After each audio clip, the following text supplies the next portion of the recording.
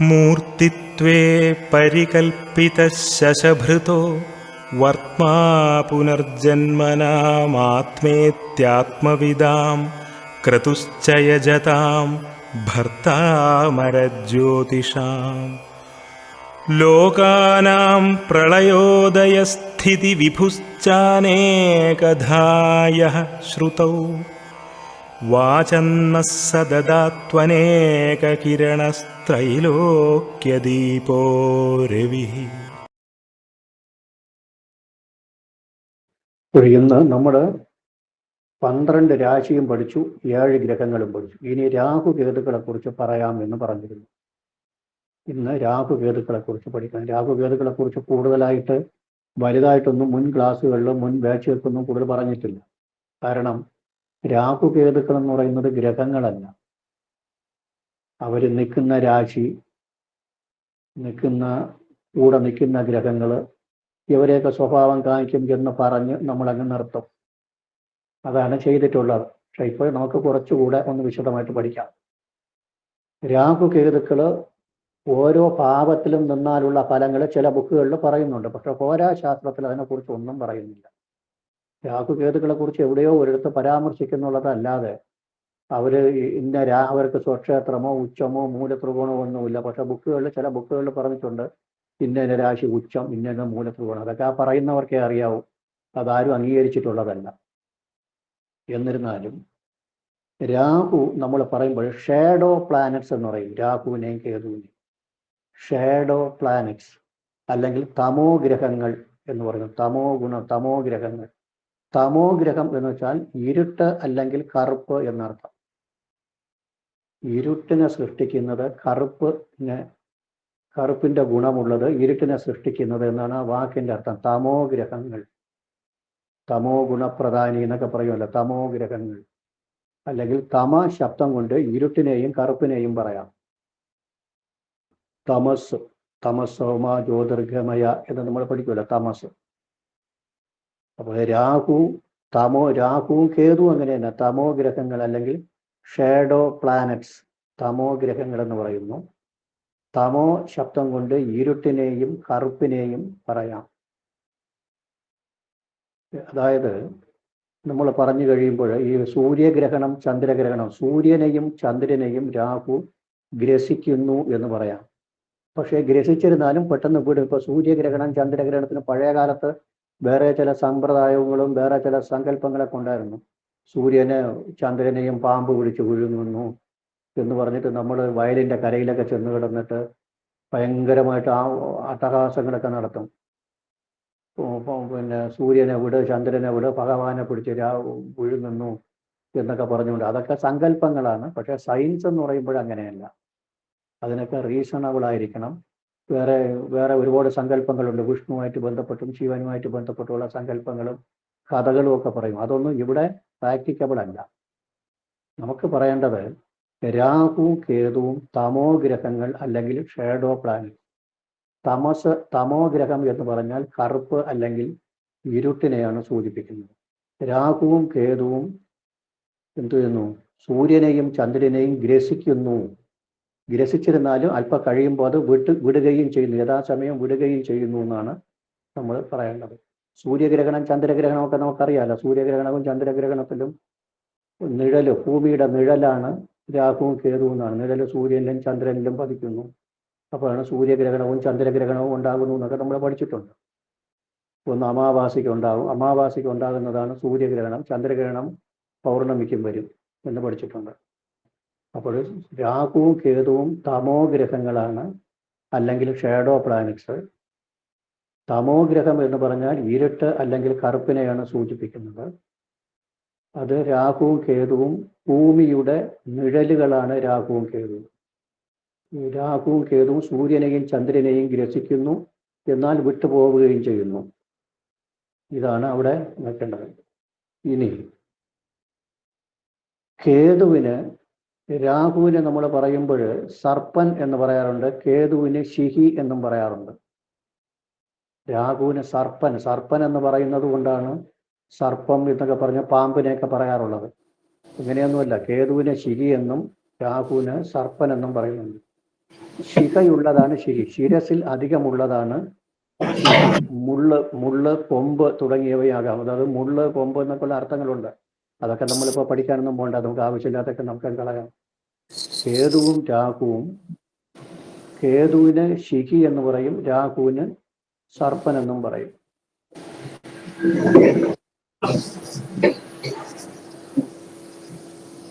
അതായത് രാഹുവിനെ സംബന്ധിച്ച് അഹങ്കാരം, ഗർവ്, ഇതിൻ്റെയൊക്കെ കാരകത്വം രാഹുവിനുണ്ട്. രാഹുകേതുക്കൾക്ക് വേറെ ബുക്കുകളിൽ പറയുന്നുണ്ട്, ചില ബുക്കുകളിൽ പറയുന്നുണ്ട്, കാരകത്വമൊക്കെ പറയുന്നുണ്ട്. പക്ഷെ അതിലുപരി നമുക്ക് കുറച്ച് റീസണബിൾ ആയിട്ട് പഠിക്കാം. രാഹുവിന് വായു, ഭൂമി കാരകത്വവും കേതുവിന് അഗ്നി, ജല കാരകത്വവും ഉണ്ട്. രാഹുവിന് വായു, ഭൂമി രണ്ടിൻ്റെയും കാരകത്വം. വായു എന്ന് പറയുമ്പോൾ എന്തായി? ശനിയായി. ഭൂമി എന്ന് പറയുമ്പോൾ ചൊവ്വയായി. അഗ്നി, കേതുവിന് അഗ്നിയുടെയും, രാഹുവിന് വായുവിൻ്റെയും ഭൂമിയുടെയും കാരകത്വവും കേതുവിന് അഗ്നി, ജല കാരകത്വവും ഉണ്ട് എന്നാണ്. രാഹുവിന് പ്രധാനമായിട്ട് ശനിയെ കൊണ്ട് രാഹുവിനെ ചിന്ത, രാഹുവിനെ കൊണ്ട് ശനിയുടെ സ്വഭാവം രാഹു കാണിക്കും, ചൊവ്വയുടെ സ്വഭാവം കേതു കാണിക്കും എന്നാണ് നമ്മൾ പറഞ്ഞിട്ടുള്ളത്. അവിടെ അപകാരങ്ങൾ നോക്കുമ്പോഴും അങ്ങനെയാണ്. കേതുവിനും ചൊവ്വയ്ക്കും 7 വർഷം, രാഹുവിനും ശനിക്കും 19ഉം 18ഉം, 1 വർഷത്തിന്റെ കുറവേ ഉള്ളൂ. അങ്ങനെയാണ് വന്നിട്ടുള്ളത്. ഇപ്പൊ കേതുവിന് 7 വർഷമാണ് കേതുവിന്റെ ദശാകാലം, ചൊവ്വയ്ക്കും 7 വർഷമാണ്. 7 വർഷം വേണ്ടത് കേതുവിനും ചൊവ്വയ്ക്കും. ശനിക്ക് 19 വർഷം, രാഹുവിന് 18, 1 വർഷത്തിന്റെ കുറവേ വരുന്നുള്ളൂ. അങ്ങനെയാണ് വരുന്നത്. അപ്പൊ രാഹു, ശനിയെ കൊണ്ട് രാഹുവിനെ ചിന്തിക്കുന്നു, ചൊവ്വയെ കൊണ്ട് കേതുവിനെയും ചിന്തിക്കണം. അപ്പൊ രാഹു എന്ന് പറഞ്ഞു കഴിഞ്ഞാൽ നമ്മൾ സാധാ പറയുമ്പോൾ സർപ്പൻ എന്നാണ് പറയുന്നത്.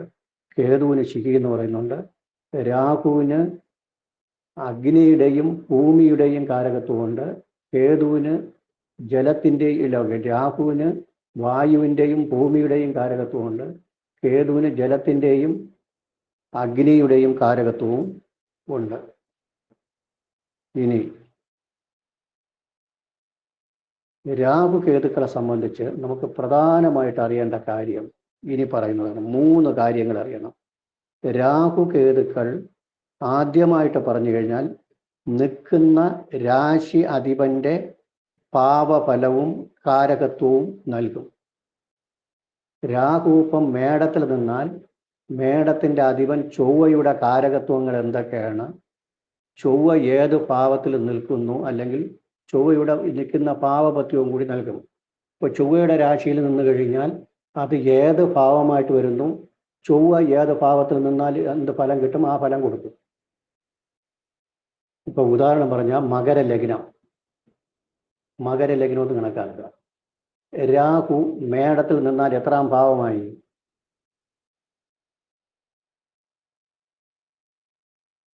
രാഹു 4-ാം ഭാവം. അപ്പോൾ രാഹു നിൽക്കുന്നത് ചൊവ്വയുടെ രാശിയിൽ, ചൊവ്വയുടെ കാരകത്വം അനുസരിച്ചുള്ള ജോലി രാഹു ചെയ്യും. അത് 4-ൽ ചൊവ്വ നിന്നാൽ എന്ത് ഫലം, ആ ഫലത്തിനെയും കൊടുക്കും. ഇതാണ് അറിഞ്ഞിരിക്കേണ്ടത്. രാഹു കേതുക്കള് ഏത് രാശിയിൽ നിൽക്കുന്നു ആ രാശി അധിപന്റെ കാരകത്വവും പാവഫലവും നൽകും. ആ പോയിന്റ് വളരെ ശ്രദ്ധിച്ച് കേൾക്കണം. രാഹു ഇപ്പോ മകരലഗ്നത്തിന് രാഹു മേടത്തിൽ നിന്നാൽ, മേടം ചൊവ്വയുടെ രാശി, ചൊവ്വയുടെ ജോലി രാഹു ചെയ്യും.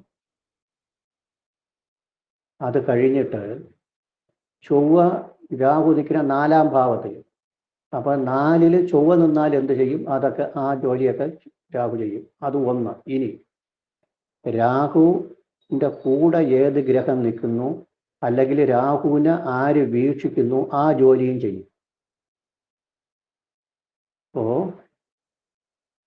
എന്ന് പറഞ്ഞു കഴിഞ്ഞാൽ മകരലഗ്നം ധനുവില് വ്യാഴം നിന്ന് കഴിഞ്ഞാൽ എന്താണ് പ്രത്യേകത? ഒരു രാശിചക്രം വരയ്ക്കണം.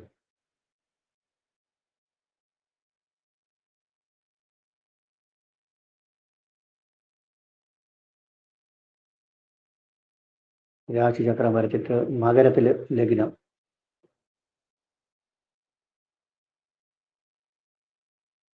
ധനുവില് വ്യാഴം, ലഗ്നത്തിന്റെ താഴെ വ്യാഴം, മേടത്തിൽ രാഹു. മേടത്തിൽ രാഹു.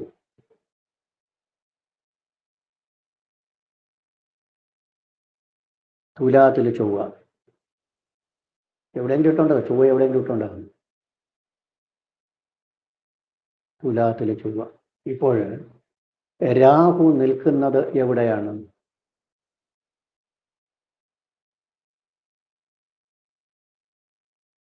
രാഹു നിൽക്കുന്നത് എവിടെ? മേടം തന്നല്ലോ. അതെ സാർ. അപ്പോൾ മേടം ചൊവ്വയുടെ രാശി. അപ്പോൾ പ്രാഥമികമായിട്ട് ചൊവ്വയുടെ കാരകത്വം അനുസരിച്ചുള്ള ജോലികൾ രാഹു ചെയ്യും. 2, 4 നിൽക്കുന്നതുകൊണ്ട് ചൊവ്വ 4 നിന്നാൽ എന്ത് ഫലം ചെയ്യും? ആ ജോലി ചെയ്യും. അത് കഴിഞ്ഞിട്ട് രാഹുവിനെ വീക്ഷിക്കുന്നത് ആരൊക്കെയെന്ന് നോക്കണം. ആ രാഹുവിൻ്റെ കൂടെ ബുധനെയും കൂടി ഇടണം. മേടത്തിൽ ബുധനും കൂടി കിടക്കട്ടെ. മേടത്തിൽ ബുധനും കൂടി ഇടണം. ബുധൻ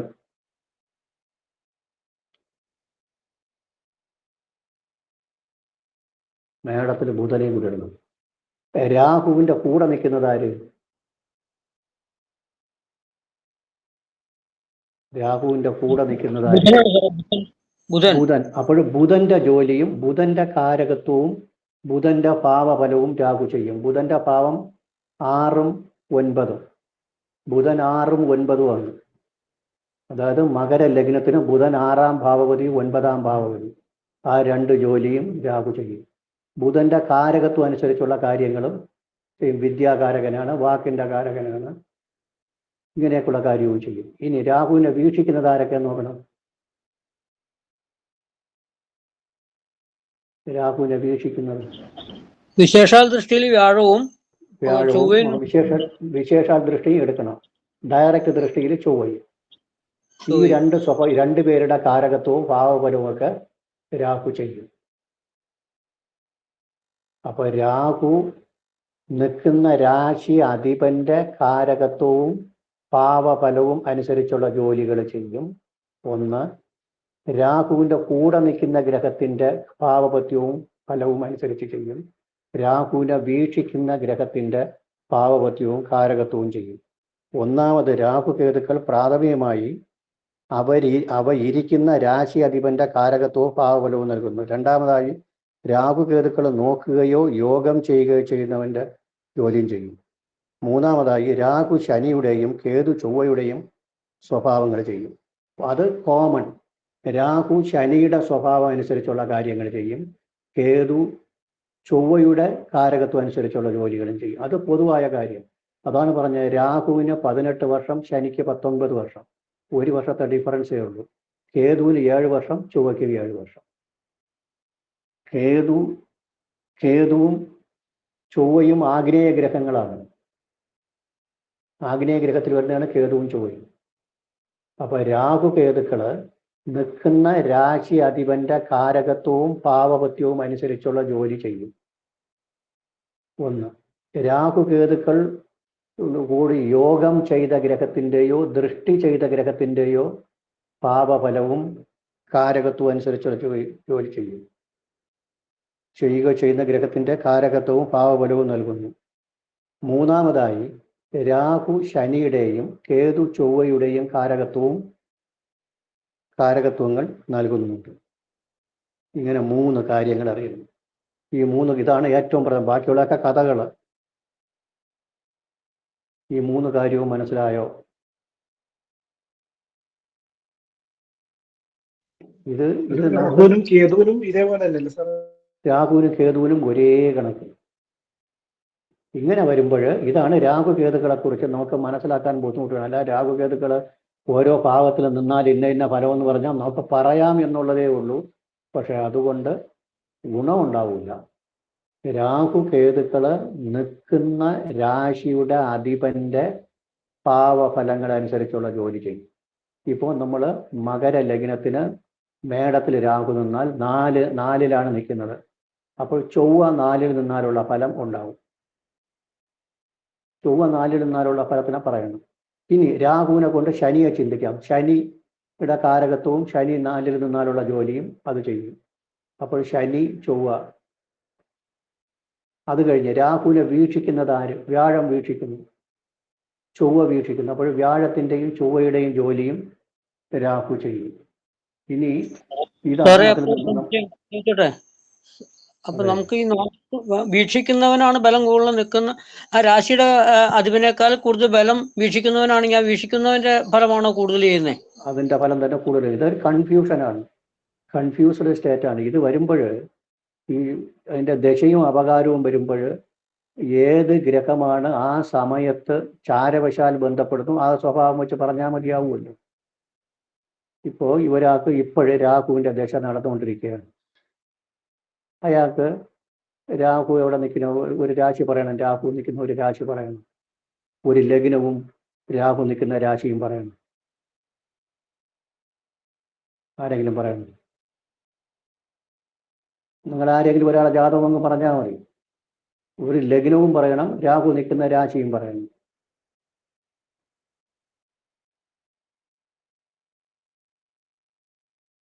ഇല്ലെങ്കിൽ ഞാൻ പറയട്ടോ? സാറ് ഞാൻ ഒരു രാശി പറയട്ടോ? ചിങ്ങ ലഗ്നം. രാഹു നിൽക്കുന്നത് 11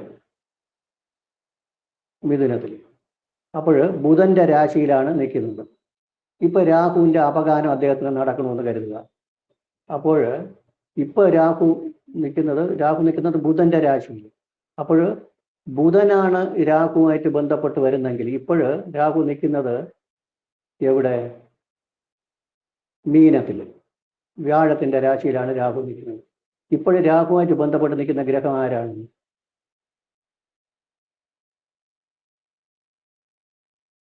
ഇപ്പോൾ രാഹുവായിട്ട് ബന്ധപ്പെട്ടിരിക്കുന്നത് ശുക്രനും ബന്ധമില്ല. അപ്പോൾ ഇപ്പോഴും വരുമ്പോൾ നമ്മൾ രാഹുവായിട്ട് ബന്ധപ്പെട്ട് നിൽക്കുന്ന ശനി ബന്ധപ്പെട്ട് നിൽക്കുന്നെങ്കിൽ ശനിയുടെ സ്വഭാവം കാണിക്കും. ഇന്ന് ചന്ദ്രനുണ്ട്. ചന്ദ്രൻ ഒരുപാട് ദിവസം നിൽക്കൂലല്ലോ. ഇല്ല, 2.5 ദിവസമേ നിൽക്കുള്ളൂ. ചന്ദ്രൻ 2.5 ദിവസം നിന്നിട്ട് ചന്ദ്രൻ മാറിക്കൊടുക്കും. അപ്പോൾ നമ്മൾ പ്രധാനമായിട്ട് അറിയേണ്ടത് രാഹുവും കേതുക്കളും അവർ നിൽക്കുന്ന രാശി അധിപന്റെ കാരകത്വവും ആ പാവഫലവും കൊടുക്കും. പാവഫലം എന്ന് പറഞ്ഞു കഴിഞ്ഞാൽ അത് മനസ്സിലാക്കേണ്ടത് രാഹു ഏത് പാവത്തിൽ നിൽക്കുന്നു. ഇപ്പൊ രാഹു ബുധന്റെ രാശിയിൽ നിന്നാൽ ബുധന്റെ രാശി 11 നിന്നാൽ 11 ബുധൻ നിൽക്കുന്ന ഫലം കൊടുക്കും.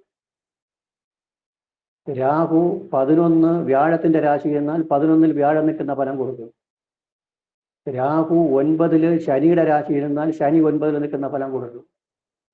രാഹു 8 ചൊവ്വയുടെ രാശിയിൽ നിന്നാൽ 8 ചൊവ്വ നിൽക്കുന്ന ഫലം കൊടുക്കും. രാഹു 7 ശുക്രന്റെ രാശിയിൽ നിന്നാൽ ശുക്രൻ 7 നിൽക്കുന്ന ഫലം കൊടുക്കും. അങ്ങനെ ചിന്തിക്കണം. എന്നിട്ട് ശുക്രന്റെ രാശിയിൽ നിന്നാൽ ശുക്രന്റെ കാരകത്വം അനുസരിച്ചുള്ള കാര്യവും ചെയ്യും.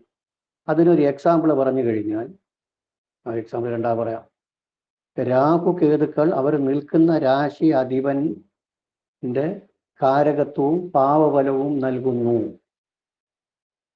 രാഹു കേതുക്കൾ അവർ ഏത് ഗ്രഹത്തോട് ചേർന്ന് നിൽക്കുന്നു അല്ലെങ്കിൽ രാഹു കേതുക്കളെ ഏത് ഗ്രഹം വീക്ഷിക്കുന്നു അവരുടെ കാരകത്വവും പാവഫലവും നൽകും. രാഹു ശനിയുടെയും കേതു ചൊവ്വയുടെയും കാരകത്വവും പാവഫലവും നൽകും. ഇത്രയാണ് നമ്മൾ പഠിച്ചത്.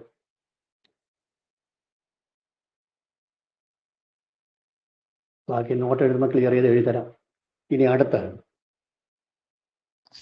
രാഹു കേതുക്കൾ എവിടെ നിന്നിരുന്നാലും കേന്ദ്ര ആധിപത്യവും ത്രികോണ ആധിപത്യവും ഉള്ള ഒരു ഗ്രഹം രാഹുവിൻ്റെ കൂടെ നിൽക്കുകയോ വീക്ഷിക്കുകയോ ചെയ്യുക. അല്ലെങ്കിൽ രാഹു കേതുക്കളുടെ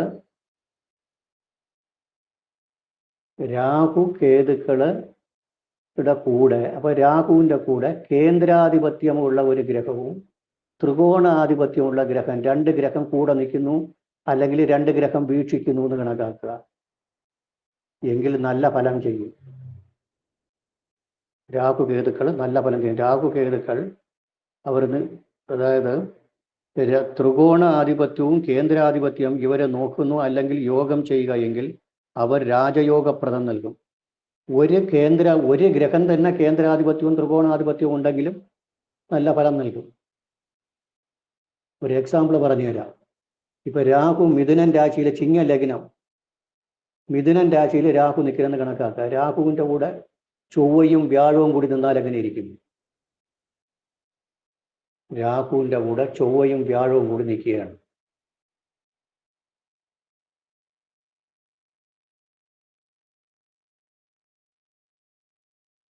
എങ്കിലെങ്ങനെ ഇരിക്കും? ഇത് നോട്ട് എഴുതിയാലേ പറ്റുള്ളൂ, അല്ലാതെ പറ്റൂല. ചൊവ്വ എങ്ങനെയാണ്? ചിങ്ങ ലഗ്നത്തിന് ചൊവ്വയുടെ പ്രത്യേകത എന്താണ്? യോഗകാരകനാണ് സാർ. യോഗകാരകൻ. ചൊവ്വ 4ന്റെയും 9ന്റെയും അധിപതിയാണ്. ചിങ്ങ ലഗ്നത്തിന് ചിങ്ങം, കന്നി, തുലാം, വൃശ്ചികം. വൃശ്ചികമാകുമ്പോൾ 4, വൃശ്ചികം, ധനു, മകരം, കുംഭം, മീനം, മേടം. മേടമാകുമ്പോൾ 9.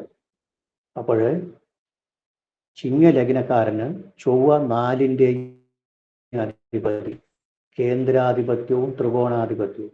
അങ്ങനെ ഉള്ള ഒരു ഗ്രഹം രാഹുവിനെ വീക്ഷിക്കുകയോ രാഹുവിൻ്റെ കൂടെ നിൽക്കുകയോ ചെയ്താൽ രാഹു രാജയോഗം ചെയ്യും എന്നാണ് നമ്മൾ മനസ്സിലാക്കേണ്ടത്. രാജയോഗപ്രദമായിരിക്കും. ഇതൊക്കെ വച്ചിട്ടാണ് ആളുകൾ മനസ്സിലാക്കാതെയാണ് ബാക്കി കാര്യം പറഞ്ഞത്. രാഹു നല്ലത് ചെയ്യും. 11ൽ രാഹു നിൽക്കുന്ന ഈ നിങ്ങൾ പറഞ്ഞ ജാതകത്തിൽ 11ൽ രാഹു നിൽക്കുമ്പോൾ അതിൻ്റെ കൂടി ആരെങ്കിലും ഉണ്ടോ?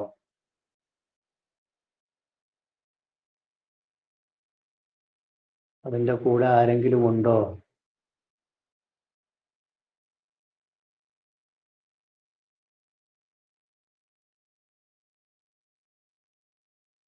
രാഹു ഒറ്റയ്ക്ക്.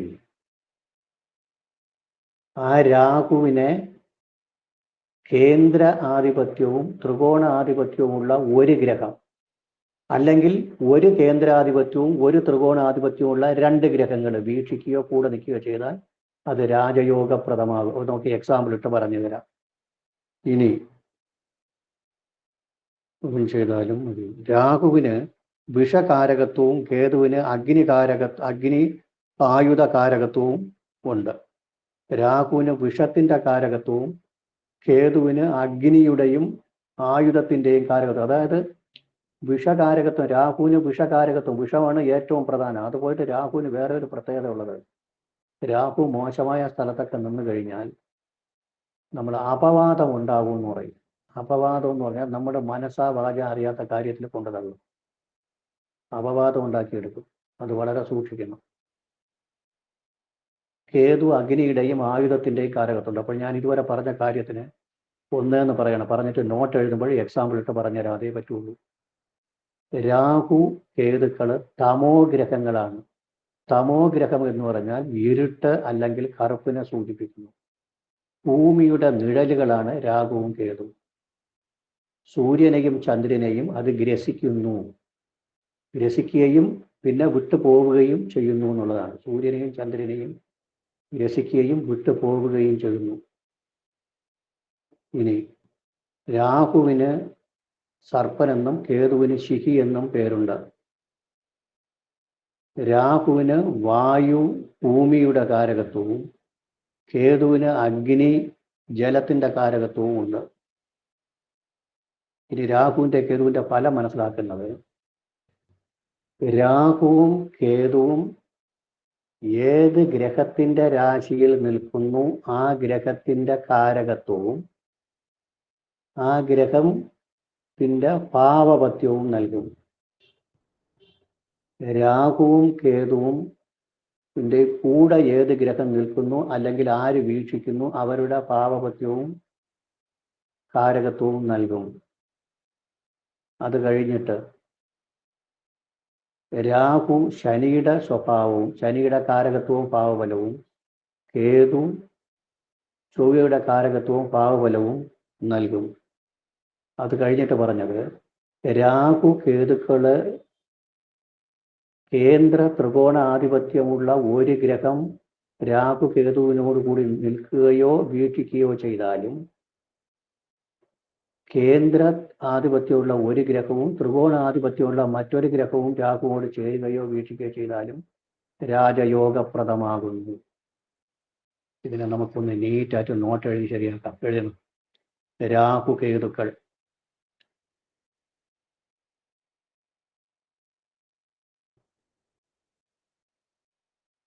രാഹു കേതുക്കൾ തമോ ഗ്രഹങ്ങളാകുന്നു.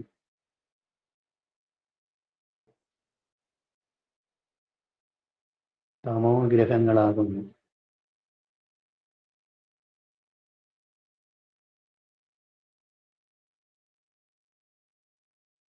ഇവർ ഭൂമിയുടെ നിഴലുകളാണ്. ഇവർ ഭൂമിയുടെ നിഴലാണ്.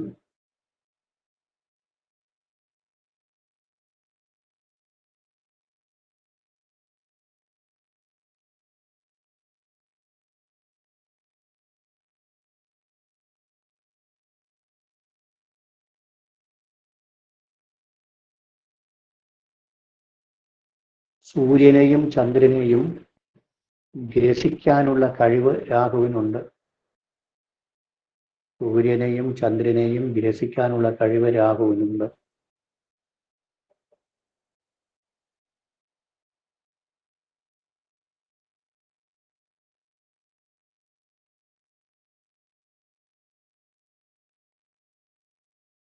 തമോ ഗ്രഹങ്ങൾ എന്ന് പറഞ്ഞാൽ ഇരുട്ടിനെയും കറുപ്പിനെയും സൂചിപ്പിക്കുന്നു. തമോ ഗ്രഹങ്ങൾ എന്ന് പറഞ്ഞാൽ ഇരുട്ടിനെയും കറുപ്പിനെയും സൂചിപ്പിക്കുന്ന ഗ്രഹങ്ങൾ.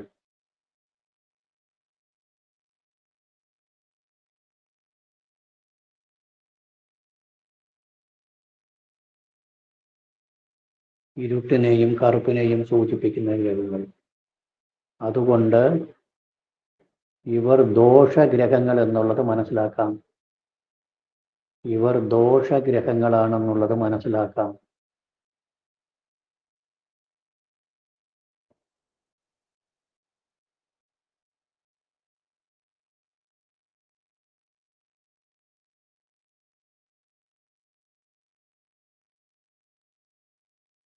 രാഹുവിന് സർപ്പൻ എന്നും കേതുവിന് ശിഖി എന്നും പേരുണ്ട്.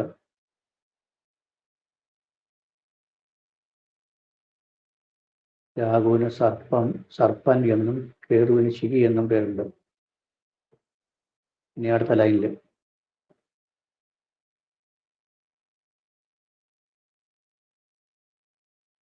രാഹുവിന്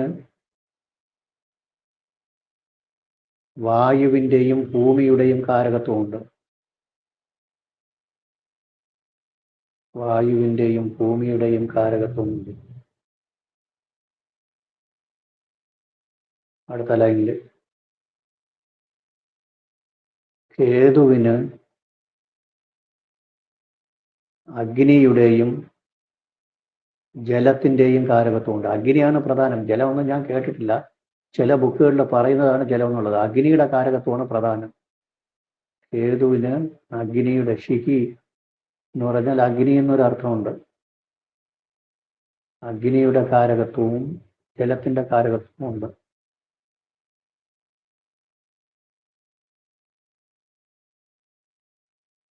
അടുത്ത ലൈനിൽ എഴുതിക്കൊണ്ടു. രാഹു കേതുക്കളെ കൊണ്ട് ഫലം പറയുന്ന രീതി. രാഹു കേതുക്കളെ കൊണ്ട് ഫലം പറയുന്ന രീതി.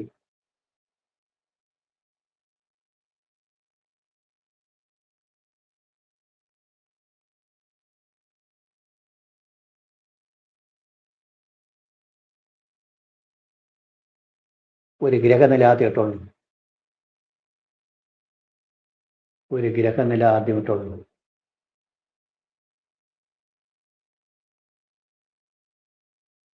ഇടവലഗ്നം. ഇടവലഗ്നം. 2 രവിയും ബുധനും. അതായത് മിഥുനത്തിലെ രവിയും ബുധനും.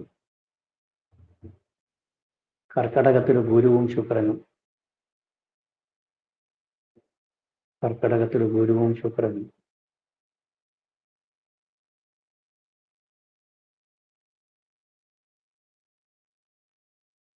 ചിങ്ങത്തിൽ കന്നിയിലെ ചൊവ്വ. കന്നിയിലെ ചൊവ്വ. തുലാത്തിലെ കേതു. തുലാത്തിലെ കേതു. ധനുവിലെ ചന്ദ്രൻ. ധനുവിലെ ചന്ദ്രൻ. മീനത്തിലെ ശനി. മീനത്തിലെ ശനി. മേടത്തിൽ രാഹു. മേടത്തിൽ രാഹു 67 ഡേറ്റ് ഓഫ് ബർത്താണ്. 67 June 23. 67 June 23. Time 5 AM. 5 AM. വേണമെങ്കിൽ അടിച്ച് നോക്കിക്കൊണ്ടാകും. ഇതങ്ങനെ കിടക്കട്ടെ. ഇനി 1, രാഹുവും കേതുവും അവർ നിൽക്കുന്ന രാശിയുടെ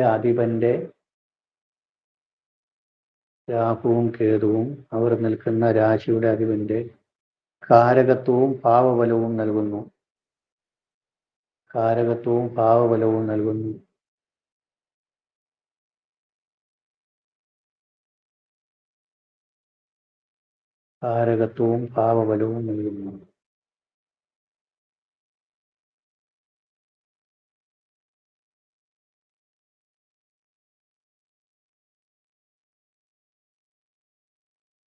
ഉദാഹരണ ജാതകത്തിൽ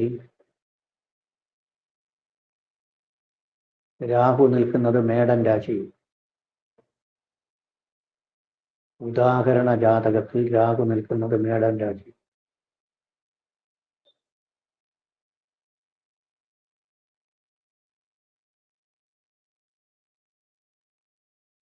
രാഹു ചൊവ്വയുടെ കാരകത്വം അനുസരിച്ചുള്ള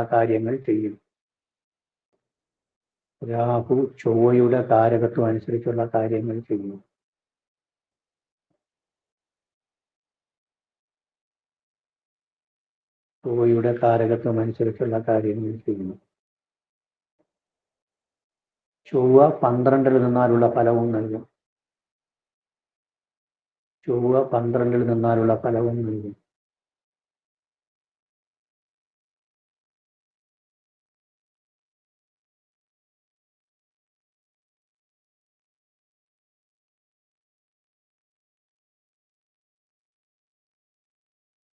രാഹു നിൽക്കുന്നത് എത്രയില്ലേ? രാഹു നിൽക്കുന്നത് എത്രയില്ലേ? 12. 12-ൽ. അപ്പോൾ ചൊവ്വയുടെ രാശിയിൽ. അപ്പോൾ ചൊവ്വയുടെ കാരകത്വം അനുസരിച്ചുള്ള ഭൂമിയുടെ കാരകത്വം ചൊവ്വയ്ക്കുണ്ട്, അഗ്നിയുടെ കാരകത്വമുണ്ട്. പിന്നെ നമ്മൾ ചൊവ്വ എന്ന് പറയുമ്പോൾ അറിയാമല്ലോ, അഹങ്കാരത്തിന്റെ ഒരാളാണ്. സത്വം കുജോ എന്ന് പറയുന്നുണ്ട്. ചൊവ്വയുടെ കാരകത്വം അനുസരിച്ചുള്ള കാര്യങ്ങൾ ചെയ്യും. 12-ലാണ് നിൽക്കുന്നത്. അപ്പോൾ ചൊവ്വ 12-ൽ പോയാൽ എന്തൊക്കെ ഫലങ്ങളുണ്ട്, ആ ഫലമൊക്കെ പറഞ്ഞുകൊണ്ടാണ് അങ്ങനെ പറയുന്നു. അടുത്ത 2. രാഹുവിനോട് കൂടെ യോഗം ചെയ്ത ഗ്രഹത്തിൻ്റെയും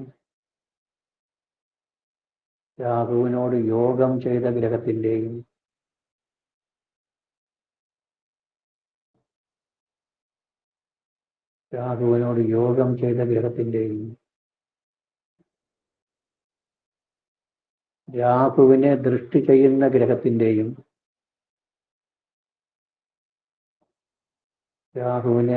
ചെയ്യുന്ന ഗ്രഹത്തിൻ്റെയും കാരകത്വവും പാപബലവും രാഹു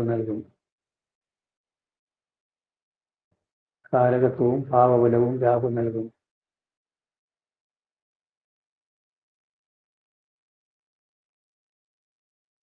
രാഹുവിനോട് യോഗം ചെയ്ത ഗ്രഹത്തിൻ്റെയും രാഹുവിനെ ദൃഷ്ടി ചെയ്യുന്ന ഗ്രഹത്തിൻ്റെയും കാരകത്വവും ഭാവബലവും രാഹു നൽകും.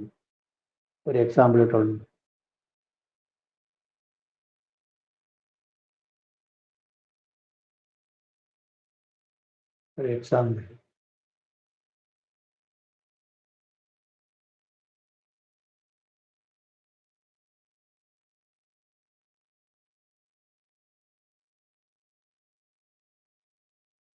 കർക്കടകത്തിൽ രാഹുവും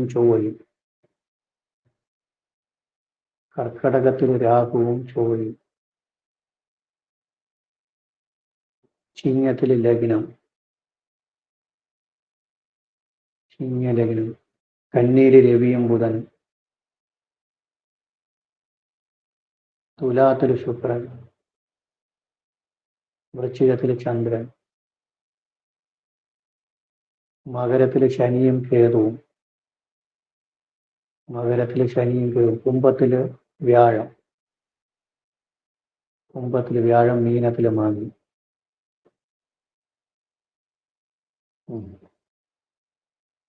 ഒന്നുകൂടെ പറയാം. കർക്കടകത്തിൽ രാഹുവും ചൊവ്വയും, ചിങ്ങ ലഗ്നം, കന്നിയിൽ രവിയും ബുധനും, തുലാത്തിൽ ശുക്രൻ, വൃശ്ചികത്തിൽ ചന്ദ്രൻ, മകരത്തിൽ ശനിയും കേതുവും, കുംഭത്തിൽ വ്യാഴം, മീനത്തിൽ മാങ്ങി. ഇത് രാഹുവിന്റെ കൂടെ ആര് നിൽക്കുന്നത്? കുജൻ. രാഹുവിനെ ദൃഷ്ടി ചെയ്യുന്നത് ആര്? ശരി. ശനി. അപ്പൊ രണ്ടുപേരെ രാഹു നിൽക്കുന്ന എത്രയില്? 12. ചന്ദ്രന്റെ രാശിയിൽ നിൽക്കുന്നുണ്ട്. അപ്പോൾ രാഹു നിൽക്കുന്നത് ചന്ദ്രന്റെ രാശിയിൽ. അപ്പോൾ ചന്ദ്രൻ 12 നിന്നാലുള്ള ഫലം കൊടുക്കും. ചൊവ്വയുടെ കൂടെയാണ് നിൽക്കുന്നത്. ചൊവ്വ 12 നിന്നുള്ള ഫലം കൊടുക്കും. ശനിയുടെ ദൃഷ്ടിയുണ്ട്. ശനി 12 നിന്നുള്ള ഫലവും കൊടുക്കും. അപ്പോൾ 3 ജോലിയും ചെയ്യും. കണ്ടുപിടിക്കാനൊക്കെ ഭയങ്കര പാടാണ്. നമ്മൾ ഫലം പറയാനൊക്കെ ഭയങ്കര പ്രയാസമാണ്. അല്ല സാറേ, അപ്പൊ ആരുടെ ബലം ആയിരിക്കും അധികം? അവരുടെ ഫലമാണോ അധികമായിട്ട് വരുന്നത്? അങ്ങനെ ഇത് അങ്ങനെ കൂടുതലും പറയാം. ശനിയുടെ ജോലിയെ ചെയ്യുള്ളൂ. ശനിക്കാണ് ബലം കൂടുതൽ. ബലം കൂടുതലുള്ള ഗ്രഹം ശനി. ചന്ദ്രനും ചൊവ്വയും പോയി. ചൊവ്വയ്ക്ക് നീരം, ചന്ദ്രനും നീരം. അപ്പോൾ ശനിയുടെ ഫലം കൊടുക്കും. ശനി 12 നിന്നുള്ള ഫലം. ശനി 12 നിന്നാൽ സൂര്യൻ 12 നിന്നുള്ള ഫലമാണ് ശനിയും കൊടുക്കുന്നത്. നല്ല ഫലം കൊടുക്കില്ല. രാഹു നിൽക്കുന്നത് 12-ൽ, ശനി. രാഹു നിൽക്കുന്നത് ചന്ദ്രന്റെ രാശിയിൽ 12-ൽ.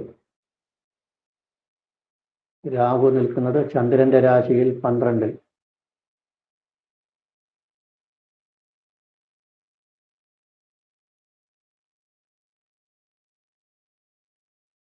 രാഹുവിനോടൊപ്പം ചൊവ്വയും, രാഹുവിനെ ദൃഷ്ടി പതിച്ചുകൊണ്ട് ശനിയും. രാഹുവിനോടൊപ്പം ചൊവ്വയും, രാഹുവിനെ ദൃഷ്ടി പതിച്ചുകൊണ്ട് ശനിയും.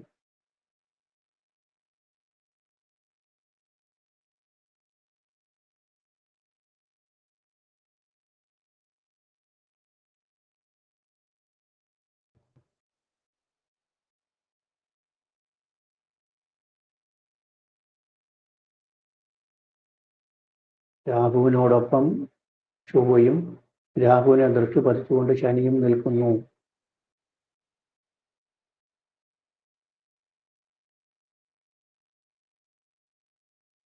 ശനിയുടെയും ചൊവ്വയുടെയും ചന്ദ്രന്റെയും കാരകത്വം അനുസരിച്ചുള്ള കാര്യങ്ങളും,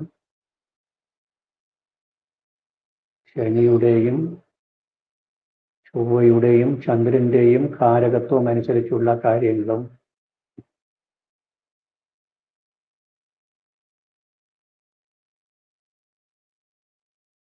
ഇവർ 12-ൽ നിന്നാലുള്ള ഫലവും നൽകും. ഇവർ 12-ൽ നിന്നാലുള്ള ഫലവും നൽകും.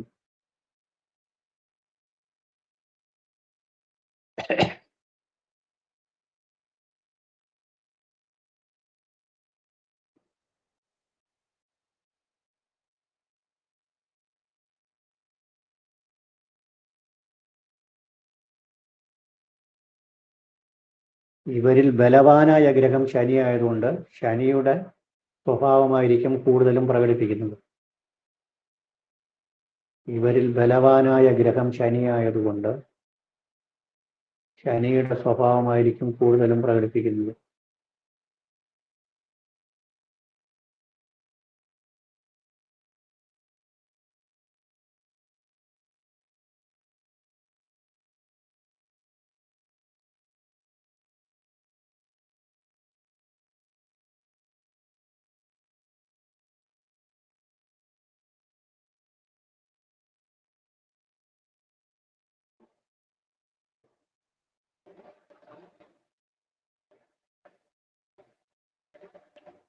അടുത്ത പോയിന്റ് 3.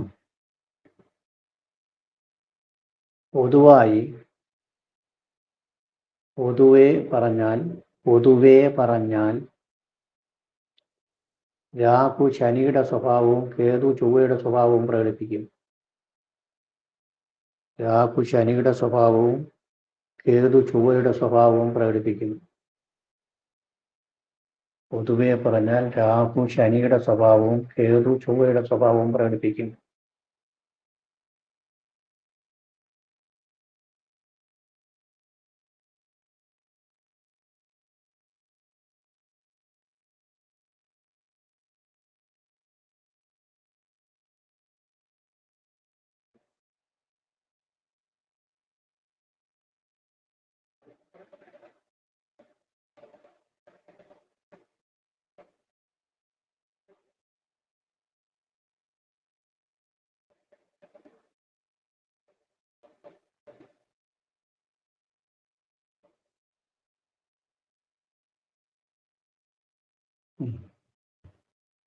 അടുത്ത പോയിന്റ്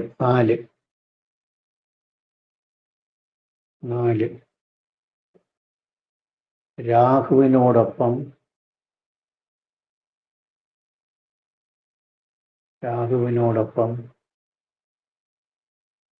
കേന്ദ്ര ത്രികോണ ആധിപത്യമുള്ള ഒരു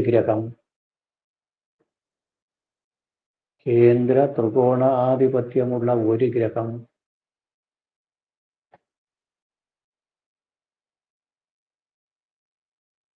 നിൽക്കുകയോ നോക്കുകയോ ചെയ്താൽ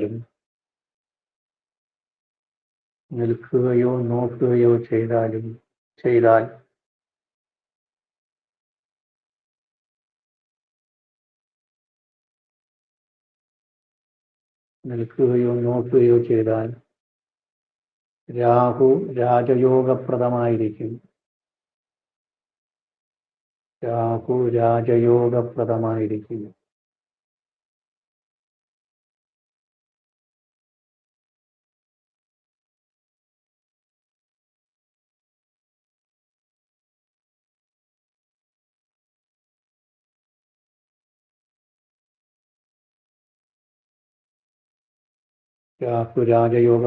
അടുത്ത പാരാഗ്രാഫ്.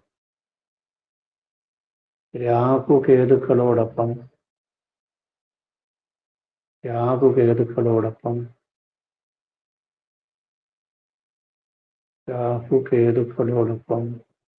കേന്ദ്രാധിപത്യമുള്ള ഒരു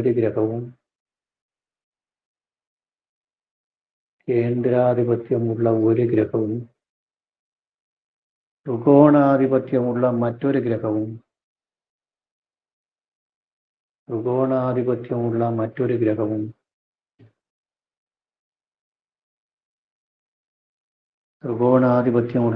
ഗ്രഹവും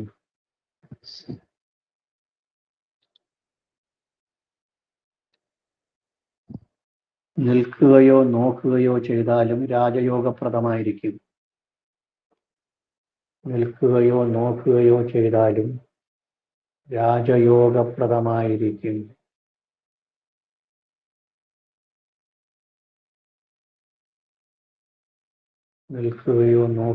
ചെയ്താലും രാജയോഗപ്രദമായിരിക്കും. രണ്ടാമത്തെ ഉദാഹരണം നോക്ക്.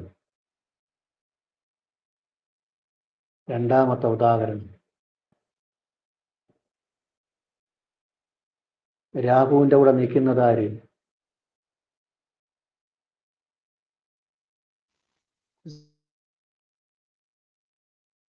കുജൻ. കുജന്റെ പ്രത്യേകത എന്താണ്? ചിങ്ങ ലഗ്നത്തിന് കുജന്റെ പ്രത്യേകത എന്താണ്? യോഗകാരകൻ. അത് നല്ലതാണ്, പക്ഷേ അത് നീചമാണ്. അങ്ങനെ ഒരു കുഴപ്പമുണ്ട്.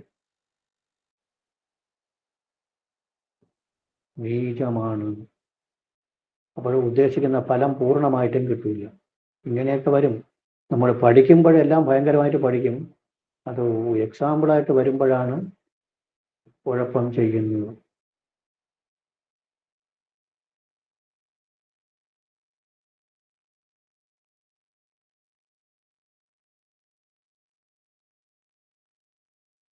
വേറൊരു എക്സാമ്പിൾ എഴുതിക്കൊണ്ട് എൻ്റെ താഴെ. മകരലഗ്നം.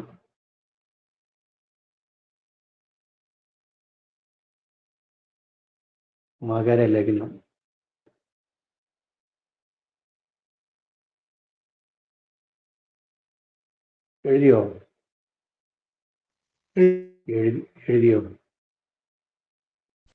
എഴുതി. കുംഭത്തിൽ ശനി, മേടത്തിൽ ചന്ദ്രനും കേതുവും, മേടത്തിൽ ചന്ദ്രനും കേതുവും, തുലാത്തിൽ രാഹുവും ശുക്രനും, തുലാത്തിൽ രാഹുവും ബുധനും,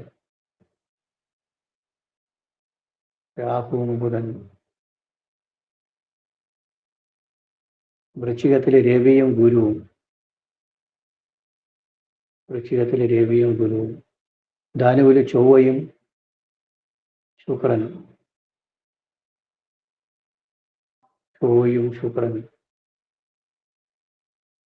ഇത് 95 ഡേറ്റ പുറത്താണ്. 95 ഡിസംബറിൽ വരും, നവംബർ ഡിസംബറിൽ വരും. ഒന്നുകൂടെ പറയാം.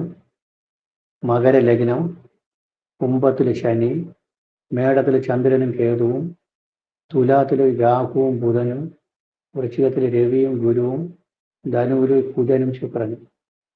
ഇവിടെ രാഹുവിന്റെ കൂടെ നിൽക്കുന്നത് ആര്? ബുധൻ.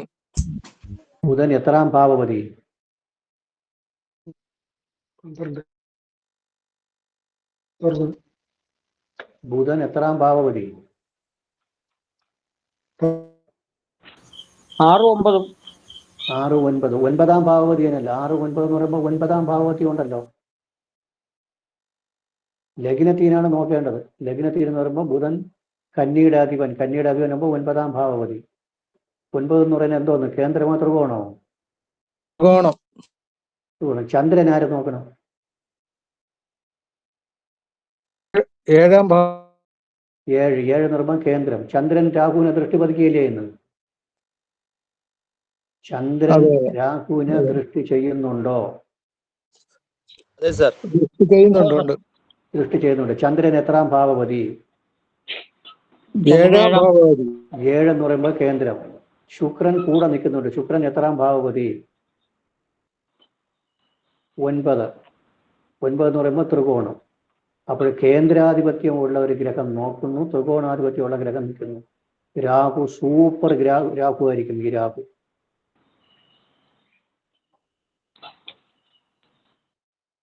ഇങ്ങനെ വരുമ്പോഴാണ് രാഹു കേതുക്കൾ നല്ല ഫലം കൊടുക്കുന്നത്, അല്ലാതെ ഫലമൊന്നും കൊടുക്കില്ല.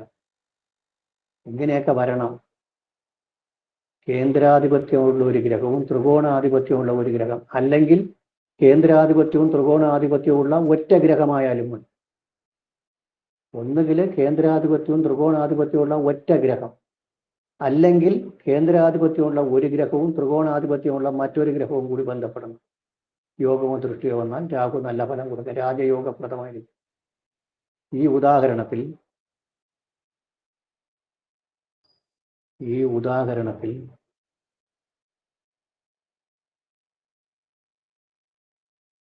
രാഹുവോടൊപ്പം നിൽക്കുന്ന ബുധൻ 9-ാം ഭാവപതി.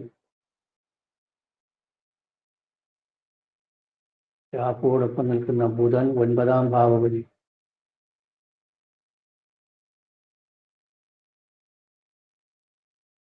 ത്രികോണാധിപതി എന്നർത്ഥം.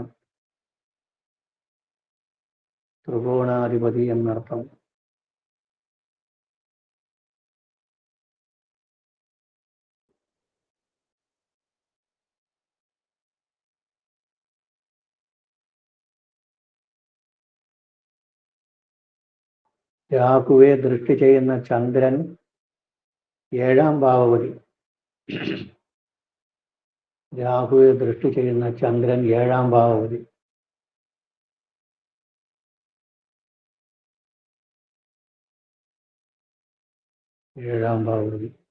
ത്രികോണാധിപതി, കേന്ദ്രാധിപതി.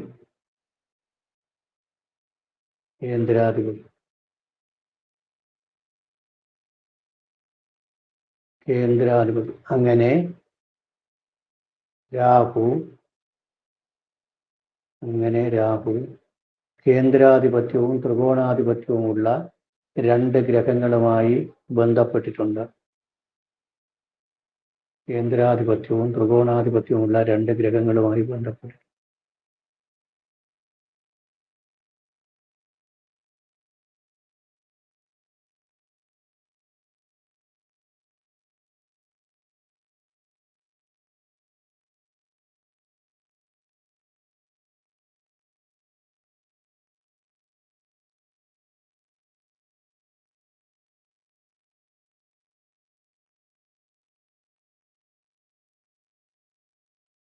അതുകൊണ്ട് രാഹു രാജയോഗപ്രദമാണ്. അതുകൊണ്ട് രാഹു രാജയോഗപ്രദമാണ്.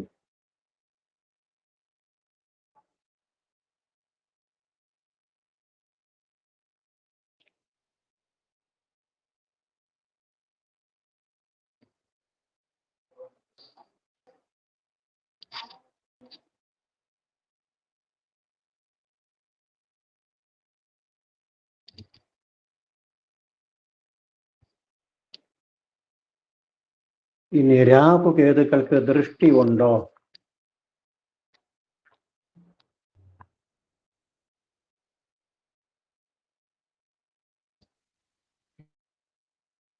രാഹു കേതുക്കൾക്ക് ദൃഷ്ടി ഉണ്ടോ?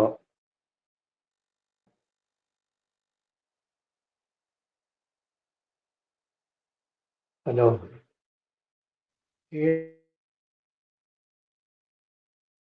അവരൊരു അഭിപ്രായത്തിനെ പറയണം. നമ്മൾ ഇതുവരെ കേട്ടിട്ടുള്ളത് അനുസരിച്ചുള്ള കാര്യത്തിനെ പറഞ്ഞാൽ മതി.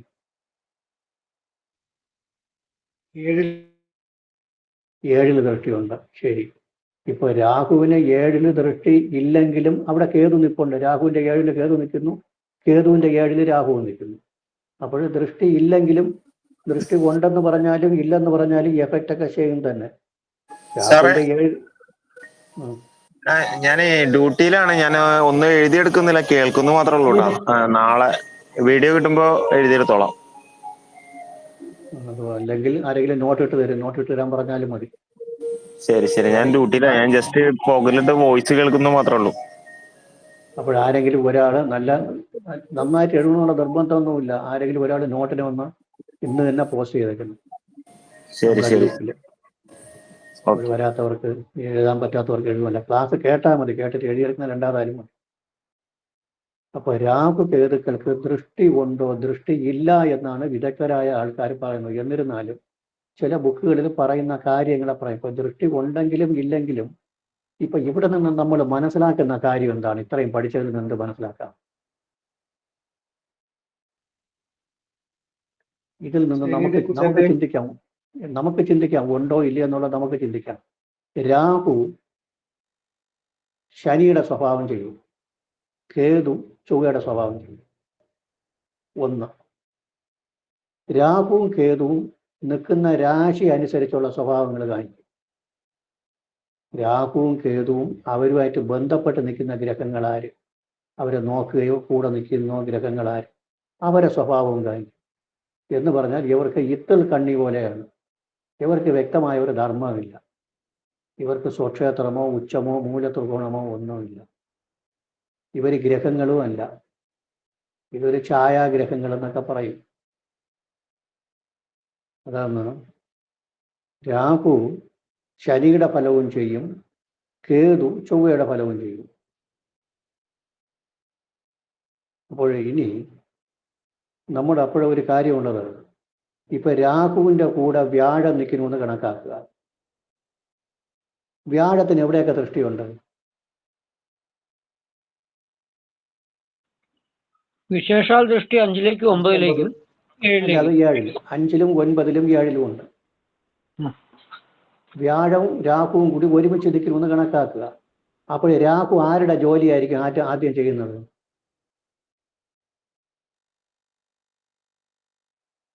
വ്യാഴത്തിന്റെ ജോലിയല്ലേ? വ്യാഴത്തിന്റെ കാരകത്വവും ഭാവബലവും അനുസരിച്ചുള്ള ജോലിയിലേ ചെയ്യുള്ളൂ. ശരി തന്നെ, നമ്മൾ പഠിച്ചതനുസരിച്ച് അങ്ങനെയല്ലേ വരുന്നത്. രാഹുവിന്റെ കൂടെ ആര് നിൽക്കുന്നു അവരുടെ പാപപത്യവും കാരകത്വവും അനുസരിച്ചുള്ള കാര്യങ്ങൾ രാഹു ചെയ്യും എന്ന് പഠിച്ചു. അപ്പൊ രാഹുവിന്റെ കൂടെ വ്യാഴം നിന്നാൽ വ്യാഴം ചെയ്യേണ്ട ജോലികളും വ്യാഴത്തിന്റെ കാരകത്വം അനുസരിച്ചുള്ള കാര്യങ്ങൾ രാഹു ചെയ്യും. ശരിയല്ലോ?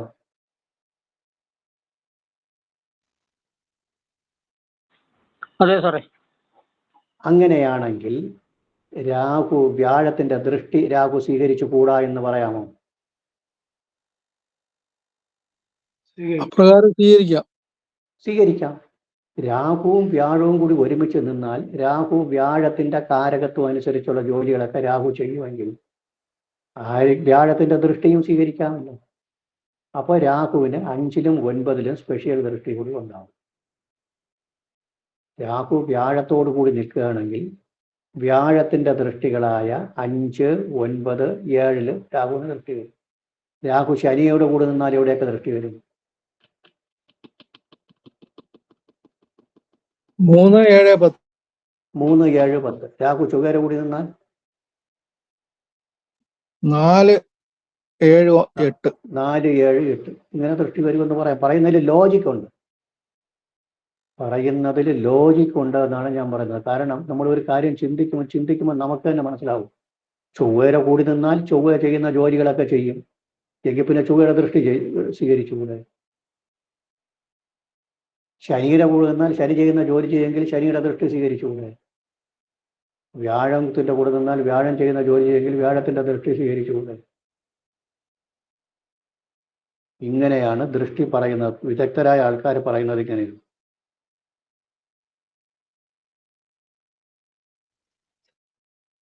അതെ, അപ്പൊ ഈ പിന്നെ രാഹുവിന് ദൃഷ്ടിയും ഈ ശനിയുടെ യോഗവും ദൃഷ്ടി ഇല്ലാത്തപ്പോഴാണ് ശനിയുടെയും സംശയങ്ങൾ വരുന്നുമില്ലേ? അതാ പറയുന്നത്, നമ്മൾ ചിന്തിക്കുകയാണെങ്കിൽ സംശയങ്ങൾ കാര്യമായിട്ട് വരും. ഒന്നും ചിന്തിക്കാത്തവർക്ക് ഒരു സംശയവും വരുന്നില്ല. അതാണ് അതിൻ്റെ പ്രത്യേകത. ജ്യോതിഷം നേരെ പഠിച്ചു പോകുമ്പോൾ സംശയത്തിൻ്റെ കൂമ്പാരമായിരിക്കും വരുന്നത്. കാരണം ഇത് അങ്ങനെ ഒരു സബ്ജക്റ്റാണ്. നമ്മൾ ചിന്തിക്കുമ്പോൾ സംശയമുണ്ട്. ഇപ്പോൾ ഒരു ഗ്രഹത്തിൻ്റെ യോഗവുമില്ല, ദൃഷ്ടിയുമില്ല, എങ്കിൽ എന്ത് ചെയ്യും? ഇതാണ് ഇവിടുത്തെ ചോദ്യം. ഒരു ഗ്രഹവും കൂടെ നിൽക്കുന്നുമില്ല, ഒരു ഗ്രഹത്തിൻ്റെ ദൃഷ്ടിയുമില്ല, എങ്കിലും നിൽക്കുന്ന രാശിയുടെ അധിപന്റെ സ്വഭാവത്തിനെ പറയണം. അതെന്തൊക്കെ ദൃഷ്ടി സ്വീകരിക്കും, അതിൻ്റെത് പറഞ്ഞാൽ മതി. അല്ല സാറേ, അപ്പൊ ഈ ശനിയുടെയും ഇതിന്റെയും കുജന്റെയും സ്വഭാവം അങ്ങനെ ആരോപിക്കാൻ പറ്റുമോ? അപ്പോ ദൃഷ്ടിയും ആരോപിക്കാൻ യോഗവും പറ്റൂല, അങ്ങനെ എടുക്കാൻ പറ്റൂല. അത് ബുദ്ധിമുട്ടാണ്. അവർക്ക് ഡയറക്റ്റ് ബന്ധമില്ലല്ലോ. അവരുടെ സ്വഭാവം പ്രകടിപ്പിക്കും എന്ന് പറയുമ്പോൾ വന്നുകൂടായികയും ഇല്ല. ഇതൊക്കെ നമ്മൾ പരിശോധിച്ച് നോക്കിയാലേ അറിയാവുള്ളൂ. ഒരു ഗ്രഹത്തിൻ്റെ ദശയും അപകാരവും വരുമ്പോൾ ഒരു ഫലം വരും. ആ ഫലം എങ്ങനെ കിട്ടി, ഏത് ഗ്രഹത്തിനെ കൊണ്ട് കിട്ടി എന്നുള്ളത് നമ്മൾ ചിന്തിച്ച് നോക്കിയാലേ അറിയാവൂ. ഇപ്പോൾ ഒരു എക്സാമ്പിൾ പറഞ്ഞു. രാഹു 8-ൽ നിൽക്കുകയാണ്, രാഹു ലഗ്നത്തിൽ നിൽക്കുകയാണ്, ചൊവ്വയുടെ രാശിയിൽ നിൽക്കുന്നു, ശനിയുടെ ദൃഷ്ടിയുണ്ട്. വ്യക്തമായിട്ട് കേട്ടോളൂ, നിങ്ങൾ ചോദിച്ചതിൻ്റെ മറുപടിയാണ്. രാഹു മേട ലഗ്നം രാഹു ലഗ്നത്തിൽ നിൽക്കുന്നു, അവിടെ ശനിയുടെ ദൃഷ്ടിയുണ്ട്. മേട ലഗ്നത്തിൽ രാഹുവും കൂടി ലഗ്നത്തിലുണ്ട്, ശനിയുടെ ദൃഷ്ടിയുണ്ട്. അയാൾക്ക് ഒരു ആക്സിഡന്റ് ഉണ്ടായി. ആരായിരിക്കും കുഴപ്പം? ശനി. ചൊവ്വയല്ലേ? ആക്സിഡന്റ് ശനിയുടെ ദൃഷ്ടി ആക്സിഡന്റ് ആണ് ഉണ്ടായത്. ആക്സിഡന്റിന്റെ കാരകത്വം ആർക്ക്? കുജൻ. കുജന്. ലഗ്നെ കുജേ ക്ഷതതനു. ലഗ്നത്തിൽ ചൊവ്വ നിന്ന് കഴിഞ്ഞാൽ ക്ഷതതനു, ശരീരത്തിന് ക്ഷതമുണ്ടാവുക. പ്രത്യേകിച്ച് മേടം തലക്കടി കിട്ടും. അത് ചൊവ്വയുടെ സ്വഭാവമാണ്. ലഗ്നെ കുജേ ക്ഷതതനു, ശരീരത്തിന് ക്ഷതമുണ്ടാവുക. അല്ലെങ്കിൽ പ്രധാനമായിട്ട് മേടമാകുമ്പോൾ തലയ്ക്ക് അടി കിട്ടുക. അപ്പോൾ രക്തപ്പൊരിച്ചില്, രക്തം വരിക, അടി കിട്ടുക, ശരീരത്തിന് ഒടിവ്, മുറിവ്, ഇതൊക്കെ ചൊവ്വയുടെ കാരകത്വമാണ്. അപ്പോൾ ചൊവ്വയുടെ ജോലിയാണ് അവിടെ നടന്നത്. അപ്പോൾ ശനിയുടെ ജോലിയല്ല നടന്നത്. അതേസമയം അയാൾക്ക് വാദത്തിൻ്റെ എന്തെങ്കിലും ഒരു കുഴപ്പമുണ്ടായി. ഈ രാഹുവിൻ്റെ അപാരകാലത്ത് കൈകാലെടുത്ത് കൂടാതെയോ ബ്രെയിനുമായിട്ട് ബന്ധപ്പെട്ട എന്തെങ്കിലും കുഴപ്പങ്ങൾ ഉണ്ടാവുകയോ ചെയ്തു. തലയിലാണ് നിൽക്കുന്നത്.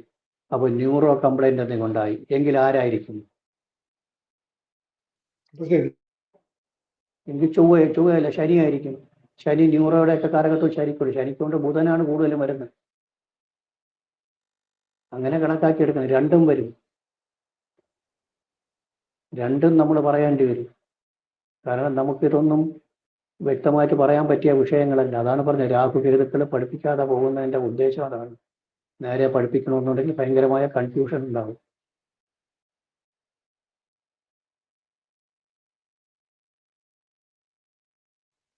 സാർ രാഹു രവിയുടെ കൂടെ വരുമ്പോ എങ്ങനെയായിരിക്കും? രവിയുടെ കൂടെ വന്നു കഴിഞ്ഞാൽ വളരെ രവി ഇനി അടുത്ത് തന്നെ പറയേണ്ടത്, രാഹു കേതുക്കള് ഏത് രാശിയിൽ നിൽക്കുന്നുവോ ആ രാശി അധിപൻ നല്ലത് ചെയ്യൂല. അതാണ് അടുത്ത് പറയേണ്ടത്. രാഹു ശുക്രനുമായി ചേർന്ന് നിന്ന് കഴിഞ്ഞാൽ,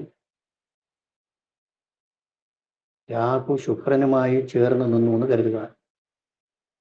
ശുക്രനുമായി ചേർന്ന് 7 നിൽക്കുകയാണെന്ന് കരുതുക. രാഹുവും ശുക്രനും കൂടി 7 നിന്ന് കഴിഞ്ഞാൽ രാഹുവിൻ്റെ കാലഘട്ടത്തിൽ വിവാഹം നടത്തി കൊടുക്കും. ശുക്രന്റെ കാലഘട്ടം വരുമ്പോൾ വിവാഹ മോചനവും ഉണ്ടാവും. ഇത് മനസ്സിലായോ ഇപ്പൊ പറഞ്ഞത്?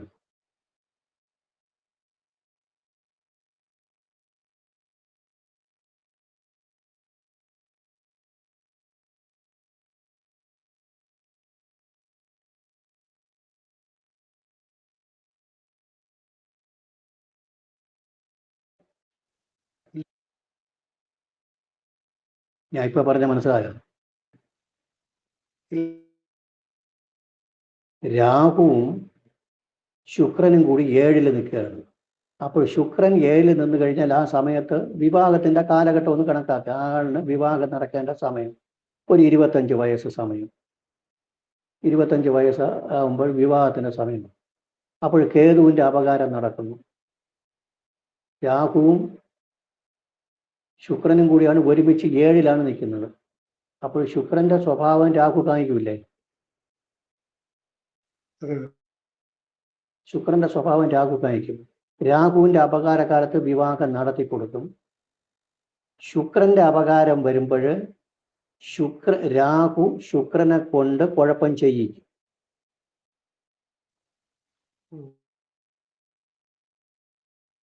വിവാഹ മോചനം വരെ നടക്കാൻ ചാൻസ് ഉണ്ടാകാം.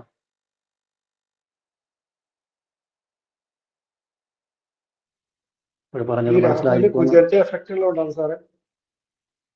ഇല്ല, ഇവിടെ വന്നിട്ട് രാഹുവും ശുക്രനും കൂടിയാണ് ഒരുമിച്ച് നിൽക്കുന്നത്.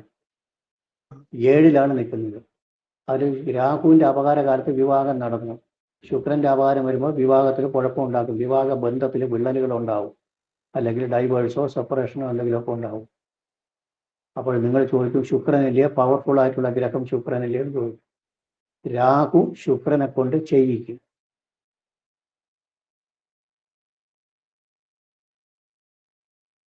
രാഹു ശുക്രനെ കൊണ്ട് ചെയ്യിക്കും. ഇതാണ് അതിന്റെ പ്രത്യേകത.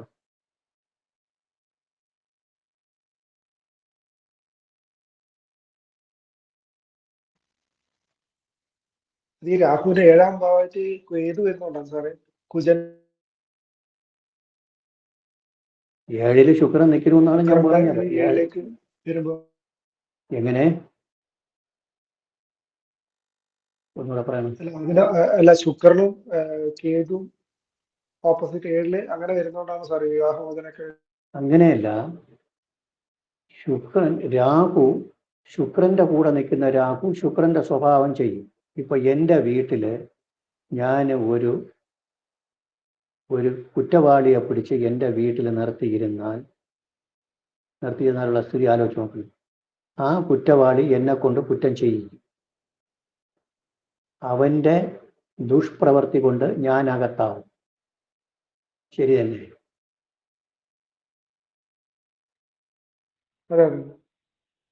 അതുപോലെ കണക്കാക്കിയാണ്. രാഹു കേതുക്കൾ തമോ ഗ്രഹങ്ങളാണ്, കറുപ്പിന്റെയും ഇരുട്ടിന്റെയും ഗ്രഹങ്ങളാണ്. നല്ല ഫലം ചെയ്യൂല. അവര് ആരെ കൂടി നിൽക്കുന്നു അവരുടെ ജോലി ഇവർ ചെയ്യിച്ചിട്ട് അവരെ കൊണ്ട് പടുകുഴി തള്ളിക്കും എന്നാണ് പറഞ്ഞതിന്റെ അർത്ഥം. രാഹു ശുക്രനോട് കൂടി ചേർന്ന് നിന്നാൽ രാഹുവിന്റെ അപകാരം വരുമ്പോൾ രാഹു ചെയ്തോളും. ശുക്രന്റെ ജോലിയെ രാഹു ചെയ്തിട്ട് ശുക്രന്റെ അപകാരം വരുമ്പോൾ ശുക്രനെ കൊണ്ട് നല്ല ഫലം ചെയ്യിക്കാൻ രാഹു അനുവദിക്കില്ല. അതുപോലെ രാഹു കേതുക്കൾ ഏത് ഭാവത്തിൽ നിൽക്കുന്നു ആ ഭാവത്തിന് ദോഷം ചെയ്യും.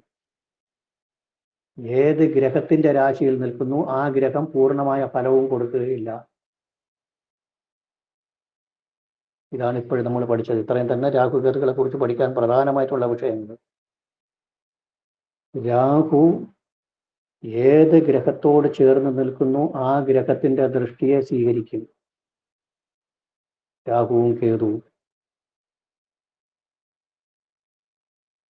രാഹു ശനിയുടെ രാശിയിൽ ശനിയുമായി ബന്ധപ്പെട്ട് നിന്ന് ശനിയുടെ കൂടെ നിന്ന് കഴിഞ്ഞാൽ രാഹുവിന് 7-ലും 3-ലും 10-ലും ദൃഷ്ടി വരും. വ്യാഴത്തിന്റെ കൂടെ നിന്ന് കഴിഞ്ഞാൽ 5-ലും 9-ലും 7-ലും ദൃഷ്ടി വരും. ചൊവ്വയുടെ കൂടെ നിന്ന് കഴിഞ്ഞാൽ 4-ലും 8-ലും 7-ലും ദൃഷ്ടി വരും.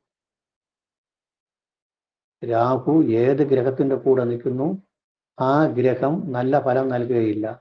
രാഹു ഏത് രാശിയിൽ നിൽക്കുന്നു ആ രാശിക്ക് ദോഷം ചെയ്യും, ആ ഭാവത്തിന് ദോഷം ചെയ്യും. രാഹു ഏത് ഗ്രഹത്തിന്റെ രാശിയിൽ നിൽക്കുന്നു ആ ഗ്രഹവും നല്ല ഫലം നൽകുകയില്ല. ഇത്രയാണ് ഇപ്പൊ പഠിച്ച് എഴുതിക്കൊള്ളും. രാഹു കേതുക്കളുടെ ദൃഷ്ടിക്രമം.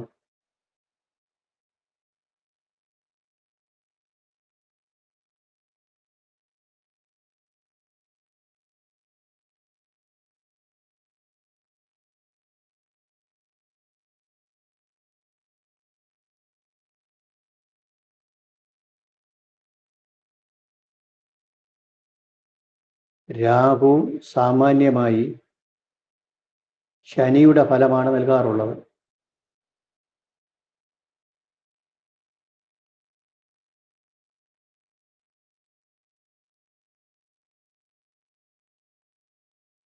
ശനിയുടെ ഫലമാണ് നൽകാറുള്ളത്. രാഹു ഏത് ഗ്രഹത്തോട് ചേർന്ന് നിൽക്കുന്നു ആ ഗ്രഹത്തിന്റെ ദൃഷ്ടിയും സ്വീകരിക്കും. രാഹു ഏത് ഗ്രഹത്തോട് ചേർന്ന് നിൽക്കുന്നു ആ ഗ്രഹത്തിന്റെ ദൃഷ്ടിയും സ്വീകരിക്കും.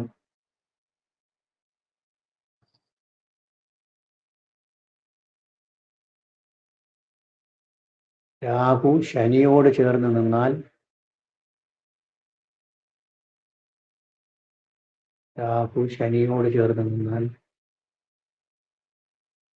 രാഹുവിന് 3-ലും 10-ലും 7-ലും ദൃഷ്ടി ഉണ്ടാകും. 3-ലും 10-ലും 7-ലും ദൃഷ്ടി ഉണ്ടാകും.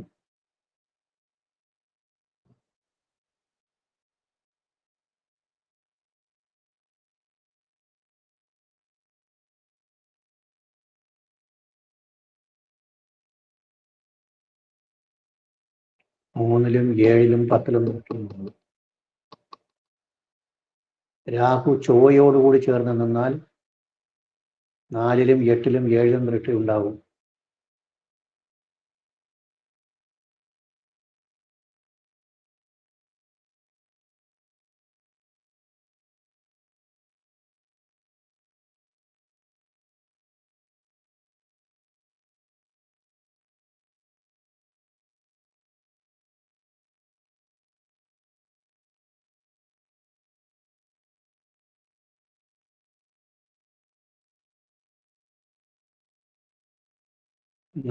മൂന്നിലും 4-ലും 8-ലും 7-ലും ദൃഷ്ടി ഉണ്ടാകും. അടുത്ത് രാഹു വ്യാഴത്തോടു കൂടി ചേർന്ന് നിന്നാൽ രാഹുവിന്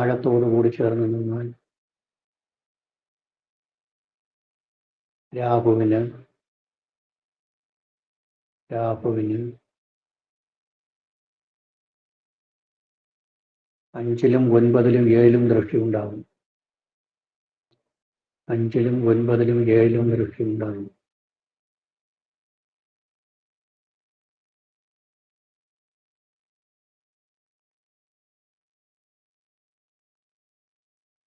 അഞ്ചിലും 9-ലും 7-ലും ദൃഷ്ടി ഉണ്ടാകും.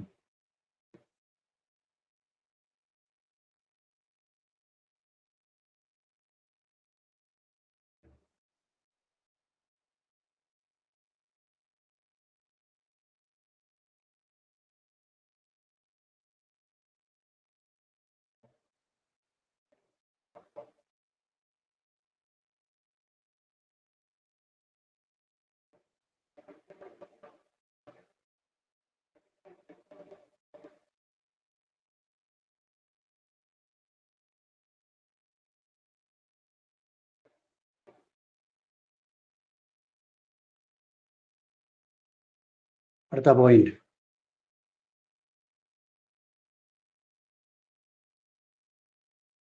രാഹുവിനോട് ഒരു ഗ്രഹം ചേർന്നാൽ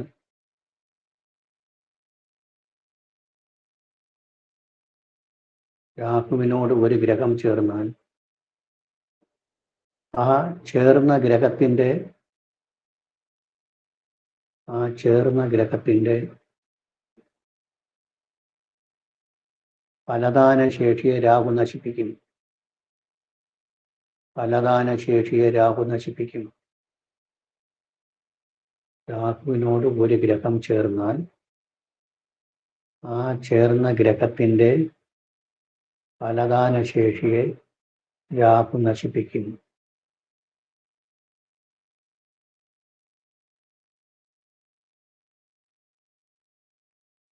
എക്സാമ്പിൾ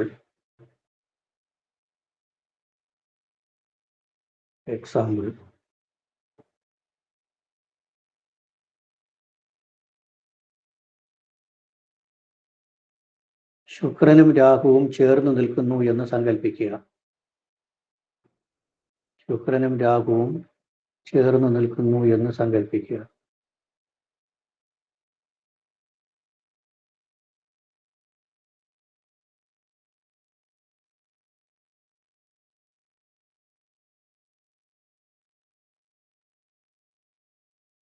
ശുക്രനും രാഹുവും ചേർന്ന് നിൽക്കുന്നു എന്ന് സങ്കല്പിക്കുക.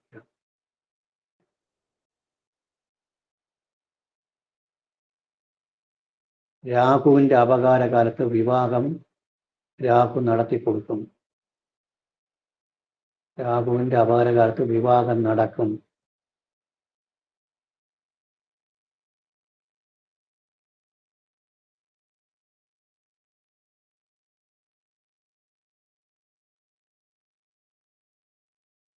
ശുക്രന്റെ അപകാരകാലത്ത് വിവാഹത്തിന് ദോഷവും വിവാഹബന്ധത്തിന് ദോഷവും വരുത്തും.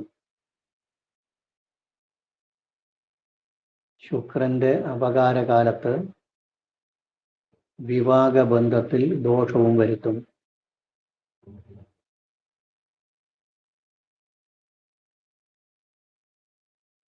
ശുക്രന്റെ അപകാരകാലത്ത് വിവാഹബന്ധത്തിൽ ദോഷവും വരുത്തും.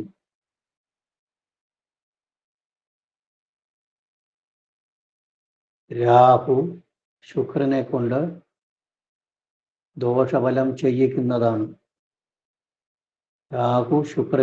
ദോഷഫലം ചെയ്യിക്കുന്നതാണ്.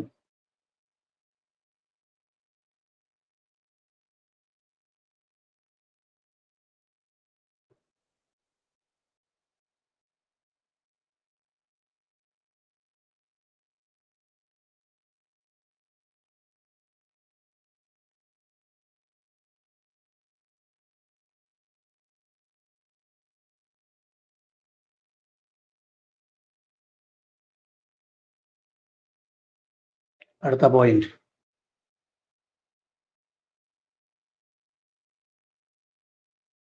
രാഹുവും കേതുവും നിൽക്കുന്ന പാവാധിപന്മാർ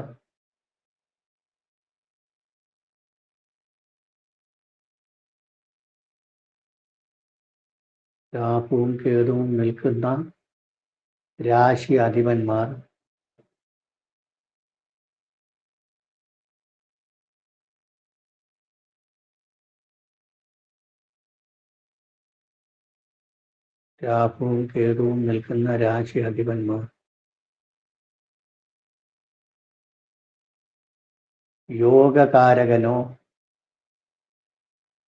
യോഗകാരകനോ ശുഭഫലം നൽകുന്നവരോ ആണെങ്കിൽ പോലും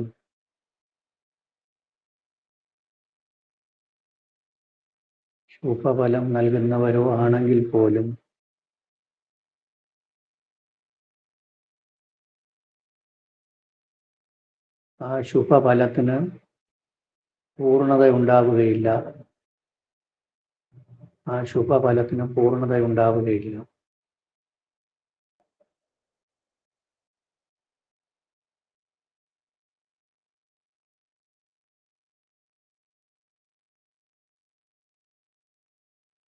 പൂർണ്ണതയുണ്ടാവുകയില്ല. ഇത് മനസ്സിലായോ? ഇപ്പൊ എഴുതിയ മനസ്സിലായോ?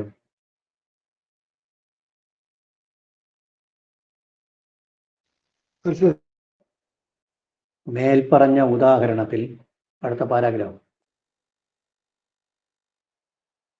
മേൽപ്പറഞ്ഞ ഉദാഹരണത്തിൽ രാഹു നിൽക്കുന്നത് ശുക്രന്റെ രാശിയിലാണ്.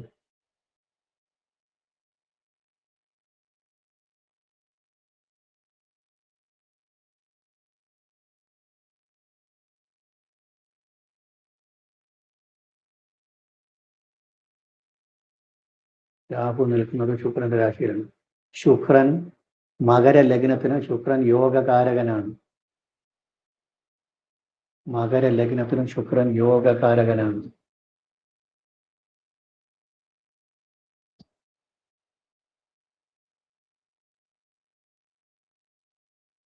മകരലഗ്നത്തിനും ശുക്രൻ യോഗകാരകനാണ്.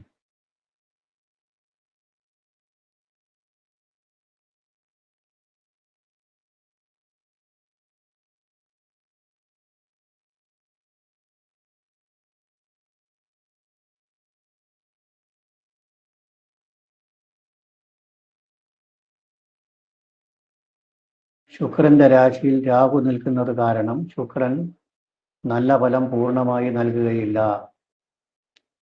ശുക്രന്റെ രാശിയിൽ രാഹു നിൽക്കുന്നത് കാരണം ശുക്രൻ പൂർണ്ണമായി നല്ല ഫലം നൽകുകയില്ല.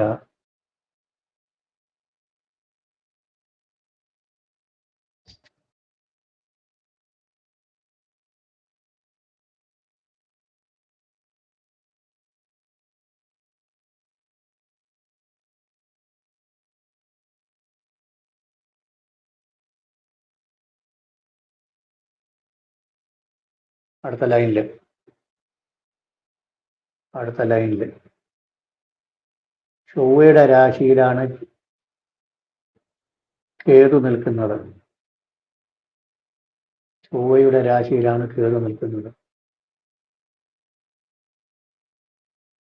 ചൊവ്വയും നല്ല ഫലം പൂർണ്ണമായി നൽകുകയില്ല. ചൊവ്വയും നല്ല ഫലം പൂർണ്ണമായി നൽകുകയില്ല.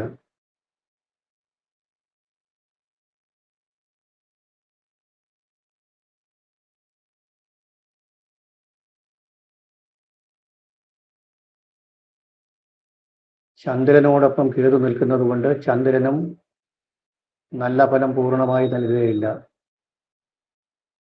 ചന്ദ്രനോടൊപ്പം കേതു നിൽക്കുന്നത് കൊണ്ട് ചന്ദ്രനും നല്ല ഫലം പൂർണ്ണമായി നൽകുകയില്ല.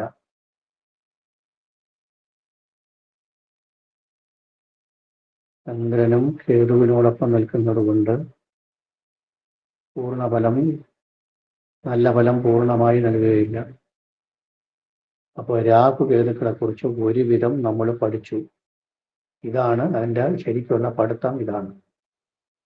ഒരു കാര്യം ചെയ്യണം, ആരെങ്കിലും ഒരാളോ രണ്ടുപേരോ നോട്ടൊന്ന് പോസ്റ്റ് ചെയ്തിരിക്കണം.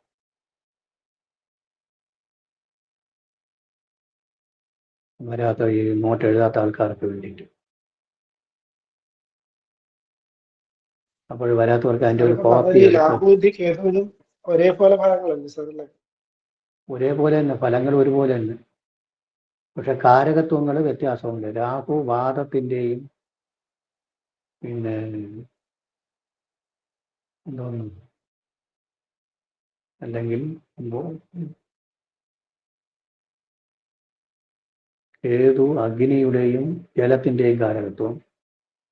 രാഹു വാദത്തിൻ്റെയും എന്തോന്നു പറഞ്ഞല്ലോ, വിഷത്തിന്റെ. അപ്പൊ സാറേ ഈ വിഷത്തിന്റെ. അഗ്നിയും ജലവും രണ്ട് വ്യത്യസ്ത സാധനങ്ങളല്ലേ? അതാണ് ഞാൻ പറഞ്ഞത്, ബുക്കുകളിൽ അങ്ങനെ പറയുന്നുണ്ട്. രണ്ടും വ്യത്യസ്ത സാധനങ്ങളാണ്. അഗ്നിയുടെ കാരകത്വമാണ് ഏറ്റവും പ്രധാനം. ജലത്തിന്റെ കാരകത്വം നമ്മൾ എടുക്കണ്ട. ജലത്തിന് സഹായിക്കൂലോ? ജലത്തിന്റെ കാരകത്വം നമ്മൾ എടുക്കണ്ട. ബുക്കിൽ പറയുന്നുണ്ട് അഗ്നിയുടെയും ജലത്തിന്റെയും കാരകത്വം ഉണ്ടെന്ന്. അല്ല, അഗ്നിയുടെ ആഗ്നേയ ഗ്രഹമാണ്. രാഹു കേതു ആഗ്നേയ ഗ്രഹമാണ്. അഗ്നിയുടെ കാരകത്വം മാത്രം പറയാം. ചൊവ്വയ്ക്ക് അഗ്നിയുടെ കാരകത്വമേ ഉള്ളൂ. ജലത്തിൻ്റെത് ബുക്കിൽ പറയുന്നുണ്ട് എന്നുള്ളതേ ഉള്ളൂ. അത് നമുക്ക് കൺസിഡർ ചെയ്യാൻ പറ്റും. ഇപ്പോൾ ചന്ദ്രന് വാദത്തിൻ്റെയും കഫത്തിൻ്റെയും കാരകത്വം ഉണ്ടെന്ന് ഓലയിൽ പറയുന്നുണ്ട്. വാദം നമ്മൾ എടുക്കാറില്ല, കഫത്തിൻ്റെ മാത്രമേ എടുക്കാറുള്ളൂ. അതുപോലെ വാദപിത്ത കഫത്തിൽ ചന്ദ്രന് വാദത്തിൻ്റെയും കഫത്തിൻ്റെയും പറയുന്നുണ്ട്. നമ്മൾ കഫം മാത്രമേ എടുക്കാറുള്ളൂ. അതുപോലെ ഇങ്ങനെ പറയുന്നതിനെ ഞാൻ പറഞ്ഞു എന്നുള്ളതേ ഉള്ളൂ. അപ്പോൾ ഇതൊന്ന് എല്ലാവരും ഒന്ന് നന്നായിട്ട് വായിച്ചു. ഇപ്പോൾ നമ്മൾ പറഞ്ഞതിൽ ഇത്രയും കാര്യങ്ങളേ ഉള്ളൂ. ഒന്ന്, രാഹുകേതുക്കളോടുകൂടി ആര് നിൽക്കുന്നു അവരുടെ കാരകത്വവും അവര് ആ ഭാവത്തിൽ നിന്നാലുള്ള ഫലവും പറയണം. അല്ലെങ്കിൽ രാഹുകേതുക്കൾക്ക് ആര് സ്ഥാനം കൊടുത്തു അവര് ആ ഭാവത്തിൽ നിന്നാലുള്ള ഫലവും അവരുടെ കാരകത്വവും പറയണം. അത് ഒന്നുമില്ല എന്നുണ്ടെങ്കിൽ ശനിയുടെയും ചൊവ്വയുടെയും ഫലം പറയണം. ഇനി അവരുടെ ദൃഷ്ടിയും പതിക്കണം. ഉള്ള ദൃഷ്ടിയും നമ്മൾ അതുപോലെ പറയണം. ആ ഗ്രഹത്തിന്റെ ദൃഷ്ടിയും പറയണം. ഇനി ഒന്ന്, രാഹുകേതുക്കൾ ഏത് രാശിയിൽ നിന്നാലും ആ രാശി അധിപൻ പൂർണ്ണ നല്ല ഫലം കൊടുക്കില്ല, കുഴപ്പം ചെയ്യും. രാഹുകേതുക്കൾ ആരെ കൂടി ചേരുന്നു ആ ഗ്രഹവും നല്ല ഫലം കൊടുക്കില്ല. രാഹുകേതുക്കൾ ഏത് ഭാവത്തിൽ നിൽക്കുന്നു ആ ഭാവത്തിനും നല്ലതല്ല. രാഹുകേതുക്കള് കൂടെ യോഗകാരകനായ ഗ്രഹങ്ങൾ നിന്നാൽ രാഹു നല്ല ഫലം കൊടുക്കും. ഇത്രയുമേ നമ്മൾ പഠിച്ചുള്ളൂ. ഇതൊന്ന് 2 പ്രാവശ്യം വായിച്ചെടുക്കണം. എന്തെങ്കിലും ബുദ്ധിമുട്ടുണ്ടെങ്കിൽ ഒന്നുകൂടെ പറയാൻ ബുദ്ധിമുട്ടില്ല. അടുത്ത ക്ലാസ്സിൽ ഒന്നുകൂടി പറയാം. ഇനി അടുത്ത് എഴുതേണ്ടത് പ്രശ്നം കേട്ടിട്ടുള്ളൂ. ഇതൊന്ന് തുടങ്ങി വയ്ക്കാനേ പറ്റുള്ളൂ. സമയം ആവുന്നു. ആദ്യം പഞ്ചാംഗ വിഷയം.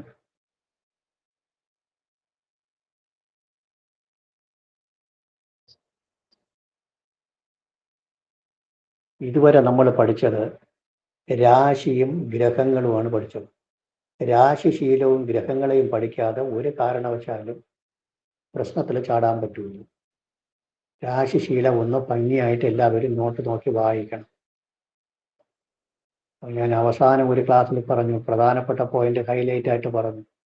അതിൽ അറിഞ്ഞിരിക്കേണ്ട, രാശിയിലും ഗ്രഹത്തിലും അറിഞ്ഞിരിക്കേണ്ട കാര്യങ്ങൾ മാത്രം. ഒന്ന് ശ്ലോകമൊന്നും പഠിക്കേണ്ട, അതിൻ്റെ പോയിന്റുകളൊന്ന് വായിച്ചു ഓരോ ദിവസം ഓരോന്ന് വെച്ച് വായിക്കും. അങ്ങനെ ആയാൽ ഒരു 15-20 ദിവസം കൊണ്ട് എല്ലാം കംപ്ലീറ്റ് ആക്കാം. ഇനി ഒരു പ്രശ്നത്തിൽ നമ്മൾ ഏറ്റവും നോക്കേണ്ടത്, ആദ്യം ഒരു പ്രശ്നത്തിൽ നോക്കേണ്ടത് പഞ്ചാംഗ വിഷയം. തിഥി, നക്ഷത്രം, രാശി, തിഥി, നക്ഷത്രം, വാരം, കരണം, നിത്യയോഗം. കരണവും നിത്യയോഗവും ഒന്നും വളരെ വലിയ ഇതായില്ല. ഏറ്റവും പ്രധാനം തിഥി, നക്ഷത്രം, വാരം. പിന്നെ കരണവും കൂടി നോക്കണം. കരണം കുറച്ച് മോശപ്പെട്ട കരണങ്ങളുണ്ട്. ഇത്രയും അറിയണം. ഒരു പ്രസിദ്ധമായ ഒരു ശ്ലോകമുണ്ട് പ്രശ്നമാർഗം 2ാമത്തെ ചാപ്റ്ററിൽ. തിഥൗ ശുഭായാം ശുഭതേ അനുകൂലേ താരേ എന്ന് പറഞ്ഞു. കേട്ടിട്ടുണ്ടോ ആരെങ്കിലും? തിഥൗ ശുഭായാം ശുഭതേ അനുകൂലേ താരേ ദിനേ പാനു ശുഭഗ്രഹാണാം. അതായത് ഒരു പ്രശ്നം നന്നായിരിക്കണമെങ്കിൽ തിഥി ശുഭതിഥിയായിരിക്കണം, നക്ഷത്രം ശുഭമായിരിക്കണം, അനുകൂലമായിരിക്കണം, വാരം ശുഭവാരമായിരിക്കണം, പാനു സൂര്യനും മറ്റ് ഗ്രഹങ്ങളും, പാനു ശുഭഗ്രഹാണ്, സൂര്യനും മറ്റ് ശുഭഗ്രഹങ്ങളും അനുകൂലാവസ്ഥയിൽ വരണം എങ്കിൽ നന്നായിരിക്കുന്നതാണ്. ഇതിനകത്ത് എല്ലാം അടങ്ങിക്കഴിഞ്ഞു. ഒരു ചെറിയ ഒരു 2 വരിയുള്ള ഒരു ശ്ലോകത്തിൽ കംപ്ലീറ്റ് അടങ്ങുന്നു. അതായത് തിഥി ശുഭവും ആയിരിക്കണം, നക്ഷത്രം ശുഭവും അനുകൂലവുമായിരിക്കണം, വാരം ശുഭമായിരിക്കണം, സൂര്യനും മറ്റു ശുഭഗ്രഹങ്ങളും അനുകൂല സ്ഥാനങ്ങളിൽ നിൽക്കണം എങ്കിൽ പ്രശ്ന ഉദ്ദേശം നന്നായിരിക്കും. അവർക്ക് അഭീഷ്ടസിദ്ധി ഉണ്ടാകും, രോഗമുണ്ടെങ്കിൽ രോഗം ശമിക്കും, കാര്യസാധ്യം നടക്കും എന്നൊക്കെ പറയാം. ഇനി ഇതിനെ വിവരിച്ചാണ് പഠിക്കേണ്ടത്. എന്താണ് ശുഭനക്ഷത്രം, ശുഭതിഥി, ശുഭവാരം, അത് ശുഭകരണം, ഇതൊക്കെ എങ്ങനെയാണെന്നുള്ളത് പഠിക്കും. അപ്പോൾ ഈ ഒരു ശ്ലോകം കാണാതെ പഠിച്ചാൽ നന്നായിരിക്കും. തിഥൗ ശുഭായാം ശുഭതേ അനുകൂലേ താരേ ദിനേ പാനു ശുഭഗ്രഹാണാം. ശുഭതേ തിഥൗ ശുഭായാം, തിഥി ശുഭമായിരിക്കണം, ശുഭതേ അനുകൂലേ താരേ. താരേ നക്ഷത്രം ശുഭവും അനുകൂലവുമായിരിക്കണം. ദിനേ പാനു ശുഭഗ്രഹണം. ദിനം ആഴ്ച നന്നായിരിക്കണം. വാരം നന്നായിരിക്കണം. പാനുവും അതായത് സൂര്യനും മറ്റു ശുഭഗ്രഹങ്ങളും അനുകൂല സ്ഥാനത്ത് വരണം. ബലവാനും അനുകൂലവുമായിരിക്കണം. എങ്കിൽ പ്രശ്ന ഉദ്ദേശം നന്നായിരിക്കും. അസുഖമാണെങ്കിൽ അസുഖം മാറും. മറ്റ് കാര്യസാധ്യത്തിന് വരുന്ന കാര്യസാധ്യം ഉണ്ടാകും. ഇത്രയുമായി. ഇനി ഓരോന്നും എക്സ്പ്ലെയിൻ ചെയ്ത് പഠിക്കുന്നു. തിഥൗ ശുഭായാം. തിഥി ശുഭമായിരിക്കണം എന്ന് പറഞ്ഞാൽ എന്താണ്? എന്താണ് തിഥി ശുഭമായിരിക്കും? ഏതൊക്കെ തിഥി ശുഭം, ഏതൊക്കെ അശുഭം? റിക്തതിഥികള് ദോഷം. അതെ, തിഥി അത് നമുക്ക് നോക്കണം. ഏതൊക്കെ തിഥി നല്ലത്? ഇനി ഇതിനെ എക്സ്പ്ലെയിൻ ചെയ്ത് പഠിക്കണം. ഏത് തിഥി നല്ലത്, ഏത് തിഥി ദോഷം. ആദ്യം പക്ഷം പഠിക്കണം. തിഥി പഠിക്കുന്നതിന് മുമ്പ് പക്ഷം. കൃഷ്ണപക്ഷം നല്ലതല്ല, ശുക്ലപക്ഷം നല്ലതാണ്. കൃഷ്ണപക്ഷം എന്ന് വെച്ചാൽ വെളുത്ത വാവിന് ശേഷം പൗർണമിക്ക് ശേഷം വരുന്നതാണ്. പൗർണമിക്ക് ശേഷം അമാവാസി വരെ വരുന്നത് കറുത്ത പക്ഷം. അമാവാസി കഴിഞ്ഞ് പൗർണമി വരെ വരുന്നത് വെളുത്ത പക്ഷം അല്ലെങ്കിൽ ശുക്ലപക്ഷം. അതറിയാമോ എല്ലാവർക്കും? എല്ലാവർക്കും അറിയാമോ? അറിയോ? കറുത്ത വാവ് അല്ലെങ്കിൽ അമാവാസി കഴിഞ്ഞ് പൗർണമി വരെ വരുന്നത് വെളുത്ത പക്ഷം. പൗർണമി കഴിഞ്ഞ് അമാവാസി വരെ വരുന്നത് കറുത്ത പക്ഷം. പൗർണമി കഴിഞ്ഞ് അമാവാസി വരെ വരുന്നത് കറുത്ത പക്ഷം. അമാവാസി കഴിഞ്ഞ് പൗർണമി വരെ വരുന്നത് വെളുത്ത പക്ഷം. വെളുത്ത പക്ഷം നല്ല പക്ഷമാണ്. കറുത്ത പക്ഷം പിതൃപക്ഷം എന്ന് പറയും. പിതൃക്കൾക്കും പ്രേതാത്മാക്കൾക്കും പ്രാധാന്യമുള്ളതാണ്. നല്ല പക്ഷമല്ല. തിഥി ഐശ്വര്യ സമൃദ്ധിയെ സൂചിപ്പിക്കുന്നു. തിഥി നന്നായിരുന്നു കഴിഞ്ഞാൽ ഐശ്വര്യ സമൃദ്ധി ഉണ്ടാകും. അതാണ് തിഥിയെ സംബന്ധിക്കുന്ന പ്രധാന കാര്യം. ഐശ്വര്യ സമൃദ്ധി ഉണ്ടാകും. ഇനി എത്ര തിഥി ഉണ്ടാകക്കൂടെ? ഓരോ പക്ഷത്തിലും 15 തിഥി വീതം 30 തിഥിയാണ്. അതേതൊക്കെ? പ്രഥമം ദ്വിതീയം തൃതീയ. പ്രഥമ, ദ്വിതീയ, തൃതീയ, ചതുർത്ഥി, പഞ്ചമി, ഷഷ്ടി, സപ്തമി, അഷ്ടമി, നവമി, ദശമി, ഏകാദശി, ദ്വാദശി, ത്രയോദശി, ചതുർദശി, പഞ്ചദശി അല്ലെങ്കിൽ വാവ്. പൗർണമി അമാവാസി. പൗർണമി അമാവാസി. ഇങ്ങനെ 15 തിഥിയുണ്ട്. ഈ 15 തിഥിയെയും 5 ഗ്രൂപ്പായിട്ട് ഡിവൈഡ് ചെയ്തു. 15 തിഥി എന്നല്ല. ശുക്ലപക്ഷത്തിലും 15, കൃഷ്ണപക്ഷത്തിൽ 15. ടോട്ടലായിട്ട് പക്ഷത്തിന് പ്രാധാന്യം കൊടുക്കാതെ തന്നെ തിഥിയെ പ്രഥമ, ദ്വിതീയ, തൃതീയ, ചതുർത്ഥി, പഞ്ചമി, ഷഷ്ടി, സപ്തമി, അഷ്ടമി, നവമി, ദശമി, ഏകാദശി, ദ്വാദശി, ത്രയോദശി, ചതുർദശി, വാവ്. ഇതിനെ 5 ഡിവൈഡ് ചെയ്തിട്ടുണ്ട്. നന്ദ, ഭദ്ര, ജയ, രിക്ത, പൂർണ്ണ. നന്ദ, ഭദ്ര, ജയ, രിക്ത, പൂർണ്ണ. നന്ദതിഥി, ഭദ്രതിഥി, ജയതിഥി, രിക്തതിഥി, പൂർണ്ണതിഥി. ഇത് മനസ്സിലാക്കാൻ എളുപ്പ വഴി 1, 6, 11 അർത്ഥമെറ്റിക് പ്രോഗ്രഷൻ. 1, 6, 11 നന്ദതിഥി. 2, 7, 12 അതിൻ്റെ അടുത്തത് 2, 7, 12 ഭദ്രതിഥി. 3, 8, 13 ജയതിഥി. 4, 9, 14 രിക്തതിഥി. 5, 10, 15 പൂർണ്ണതിഥി. അപ്പോൾ ഏതൊക്കെ? ആദ്യത്തത് നന്ദതിഥിയിൽ ഏതൊക്കെ വരും? പറഞ്ഞു നോക്കണം.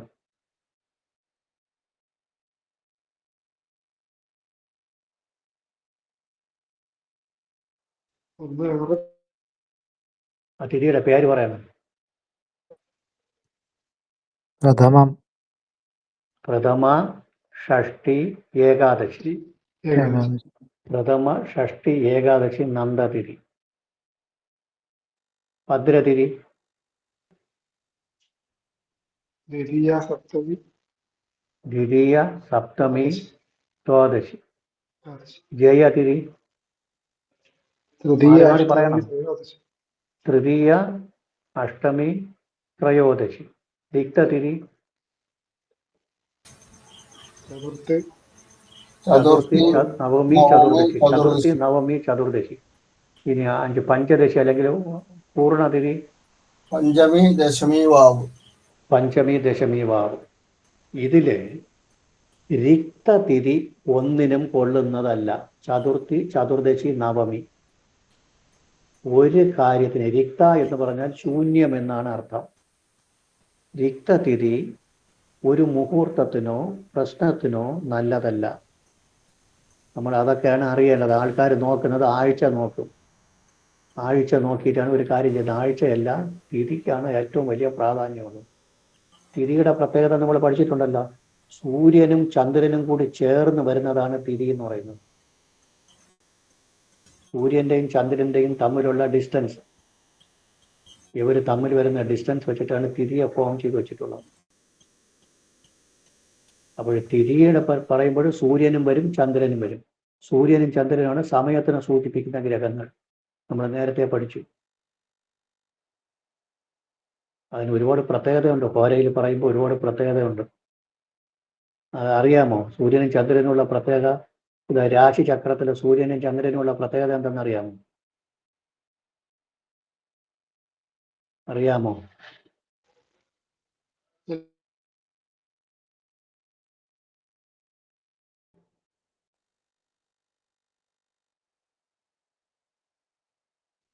ഹോര എന്ന് പറഞ്ഞ പേര് അഹോരാത്രം അതാണ്.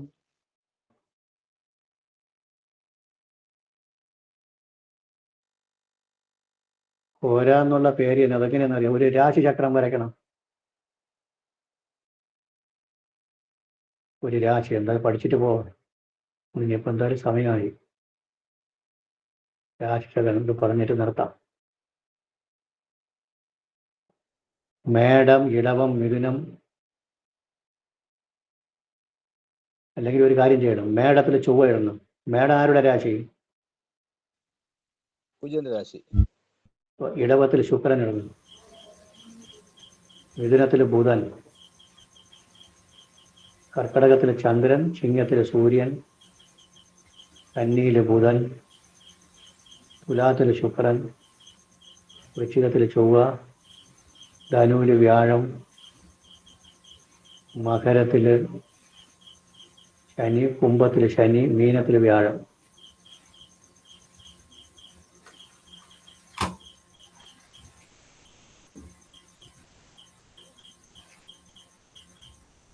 വിട്ടോ? എല്ലാവരും വിട്ടോ? ഇവിടെ രാശികളാണ് ഉദ്ദേശിച്ചത്. മേടം ചൊവ്വയുടെ രാശി, ഇടവം ശുക്രന്റെ രാശി, മിഥുനം ബുധന്റെ രാശി, കർക്കടകം ചന്ദ്രന്റെ രാശി, ചിങ്ങം സൂര്യന്റെ രാശി, കന്നി ബുധന്റെ, തുലാം ശുക്രന്റെ, വൃശ്ചികം ചൊവ്വയുടെ, ധനു വ്യാഴത്തിന്റെ, മകരം കുംഭവും ശനിയുടെ, മീനം വ്യാഴത്തിന്റെ. ഒരു കാര്യം, ഒരു വിരലിനെ കർക്കടകത്തിൽ വെക്കണം, അടുത്ത കൈയിനെ ചിങ്ങത്തിൽ വെക്കണം. 2 കൈയിന്റെ 2 വിരൽ, ഒന്ന് കർക്കടകത്തിലും അടുത്ത കൈയിന്റെ ഒരു വിരലും ചൂണ്ടുവിരലിനെ ചിങ്ങത്തിലും വെക്കണം.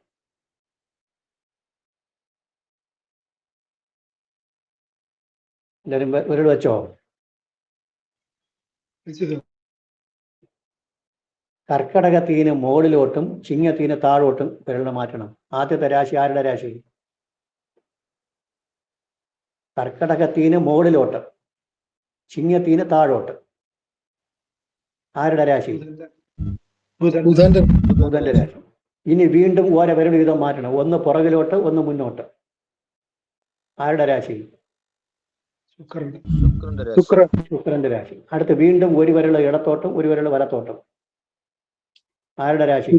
കുജന്റെ രാശി. കുജന്റെ രാശി. അടുത്ത് വീണ്ടും ഒരു വിരൽ അങ്ങോട്ടും ഒരു വിരൽ ഇങ്ങോട്ടും. ആരുടെ രാശി?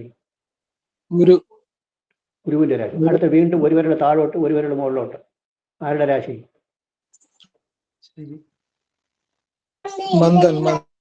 ശനിയുടെ രാശി. അപ്പോൾ നോക്കിക്കൊള്ളണം, ഈ 2 പേരും കൂടി കരസ്ഥമാക്കി വെച്ചിരിക്കുകയാണ്. സൂര്യനും ചന്ദ്രനും കൂടിയാണ് രാശിചക്രത്തിന്റെ രാജാക്കം. അതാണ് ഒരാൾ രാജാവും ഒരാൾ രാജ്ഞിയായത്. ഇവരെ നമുക്ക് ഒഴിവാക്കാൻ പറ്റുമോ? രാശിചക്രത്തിന്റെ ആധിപത്യം ഈ രണ്ടു പേർക്കും. ചന്ദ്രനീന് മുകളിലോട്ട് ആദ്യത്തെ രാശി ബുധന്റെ, സൂര്യനീന് താഴോട്ട് ആദ്യത്തെ രാശി ബുധന്റെ. ചന്ദ്രനീന് മുകളിലോട്ട് രണ്ടാമത്തെ രാശി ശുക്രന്റെ, സൂര്യനീന് രണ്ടാമത്തെ രാശി രണ്ടാമത്തെ അടുത്ത് വരുന്ന രാശി ശുക്രന്റെ. അത് കഴിഞ്ഞ് ചൊവ്വയുടെ വ്യാഴത്തിന്റെ ശനി. ആ ശനി രണ്ടും കൂടി അടുത്തടുത്ത് വന്നതാണ് അതിശയം. അങ്ങനെയാണ് ശനിക്ക് അടുത്തടുത്ത രാശികൾ കിട്ടാനുള്ള കാരണം.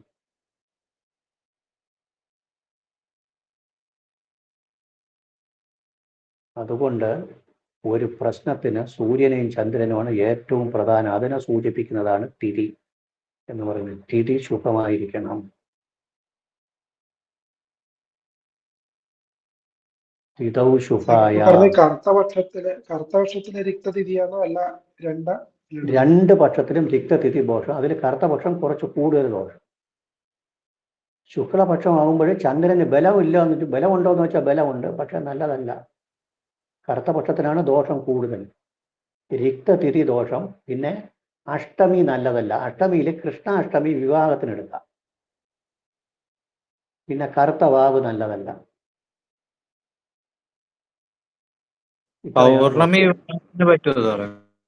പൗർണമിയുടെ ആദ്യത്തെ 30 നാഴിക റിക്തതിഥിയാണ്. റിക്തമല്ല, വൃഷ്ടികരണമാണ്. അത് നമുക്ക് കരണം പഠിക്കുമ്പോൾ പഠിക്കാം.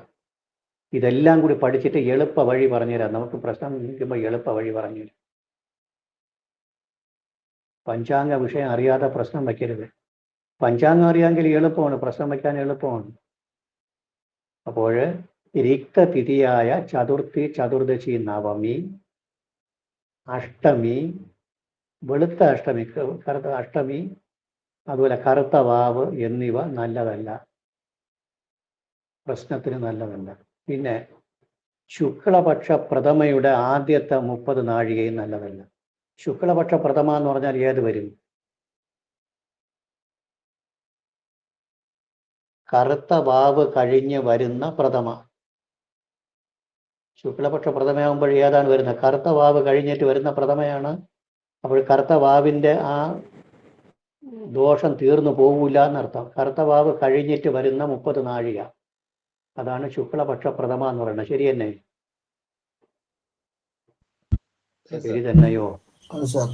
അതെ. ശുക്ലപക്ഷ പ്രഥമ എന്ന് കേട്ടതും ശുക്ലപക്ഷമല്ലേ എന്ന് ചിന്തിക്കരുത്. കറുത്ത വാവ് കഴിഞ്ഞിട്ട് ആദ്യമായിട്ട് കയറി വരികയാണ്. ആ കറുത്ത വാവിന്റെ ക്ഷീണം തീരൂല. അതിൻ്റെ 30 നാഴികയും നല്ലതല്ല. അപ്പോൾ ചതുർത്ഥി, ചതുർദശി, നവമി അടങ്ങുന്ന റിക്തതിഥികൾ, അഷ്ടമി, കറുത്ത വാവ് കഴിഞ്ഞ് വരുന്ന പ്രഥമയുടെ ആദ്യത്തെ 30 നാഴിക, ഇത്രയും പ്രശ്നത്തിനും മുഹൂർത്തത്തിനും നല്ലതല്ല. ഇത്രയുമാണ് ഞാൻ പറഞ്ഞത്. ചതുർത്ഥി, ചതുർദശി രണ്ട് പക്ഷത്തിലും ചതുർത്ഥി, ചതുർദശി, നവമി, കറുത്ത വാവ്, അഷ്ടമി, കറുത്ത വാവ് കഴിഞ്ഞു വരുന്ന പ്രഥമയുടെ ആദ്യത്തെ പകുതി, ഇത്രയും പ്രശ്നത്തിനും മുഹൂർത്തത്തിനും നല്ലതല്ല. കൃഷ്ണാഷ്ടമി വിവാഹത്തിന് എടുക്കാറുണ്ട്. ഇത്രയും തന്നെ. ഇത്രയും മനസ്സിലായോ എന്നറിയില്ല. മനസ്സിലായോ ഇല്ലയോ? മനസ്സിലായി. ഇത് നമുക്ക് മുഹൂർത്തത്തിനും ആവശ്യം. മുഹൂർത്തത്തിന് പ്രത്യേകിച്ച് പറഞ്ഞു തരില്ല, നീറ്റാ പഠിച്ചോളണം. ചതുർത്ഥി, ചതുർദശി, നവമി അടങ്ങുന്ന റിക്തതിഥികൾ, അഷ്ടമി, കറുത്ത വാവ് കഴിഞ്ഞ് വരുന്ന ശുക്ലപക്ഷ പ്രഥമയുടെ ആദ്യത്തെ 30 നാഴിക അല്ലെങ്കിൽ പകുതി, ഇത്രയും മുഹൂർത്തത്തിനും പ്രശ്നത്തിനും നല്ലതല്ല. കൃഷ്ണാഷ്ടമി വിവാഹത്തിന് എടുക്കാറുണ്ട്. ഇത്രയാണ് ഞാൻ പറഞ്ഞത്. ബാക്കി ഇനി അടുത്ത ക്ലാസ്സിൽ നോക്കാം. ഇന്ന് സമയമായി. ഇത് അടുത്ത ക്ലാസ്സിൽ എഴുതാം. ഒന്നുകൂടെ പറഞ്ഞിട്ട് അടുത്ത ക്ലാസ്സിൽ എഴുതാം. ഇതൊന്നുകൂടെ പറയണം. നന്നാ പഠിക്കേണ്ട കാര്യമാണ്. എന്ത് പറയുന്നു? Okay sir. Thank you.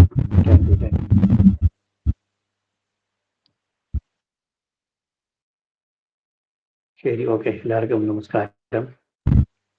നമസ്കാരം. നന്ദി സാർ. നമസ്കാരം. ശരി, ഓക്കെ.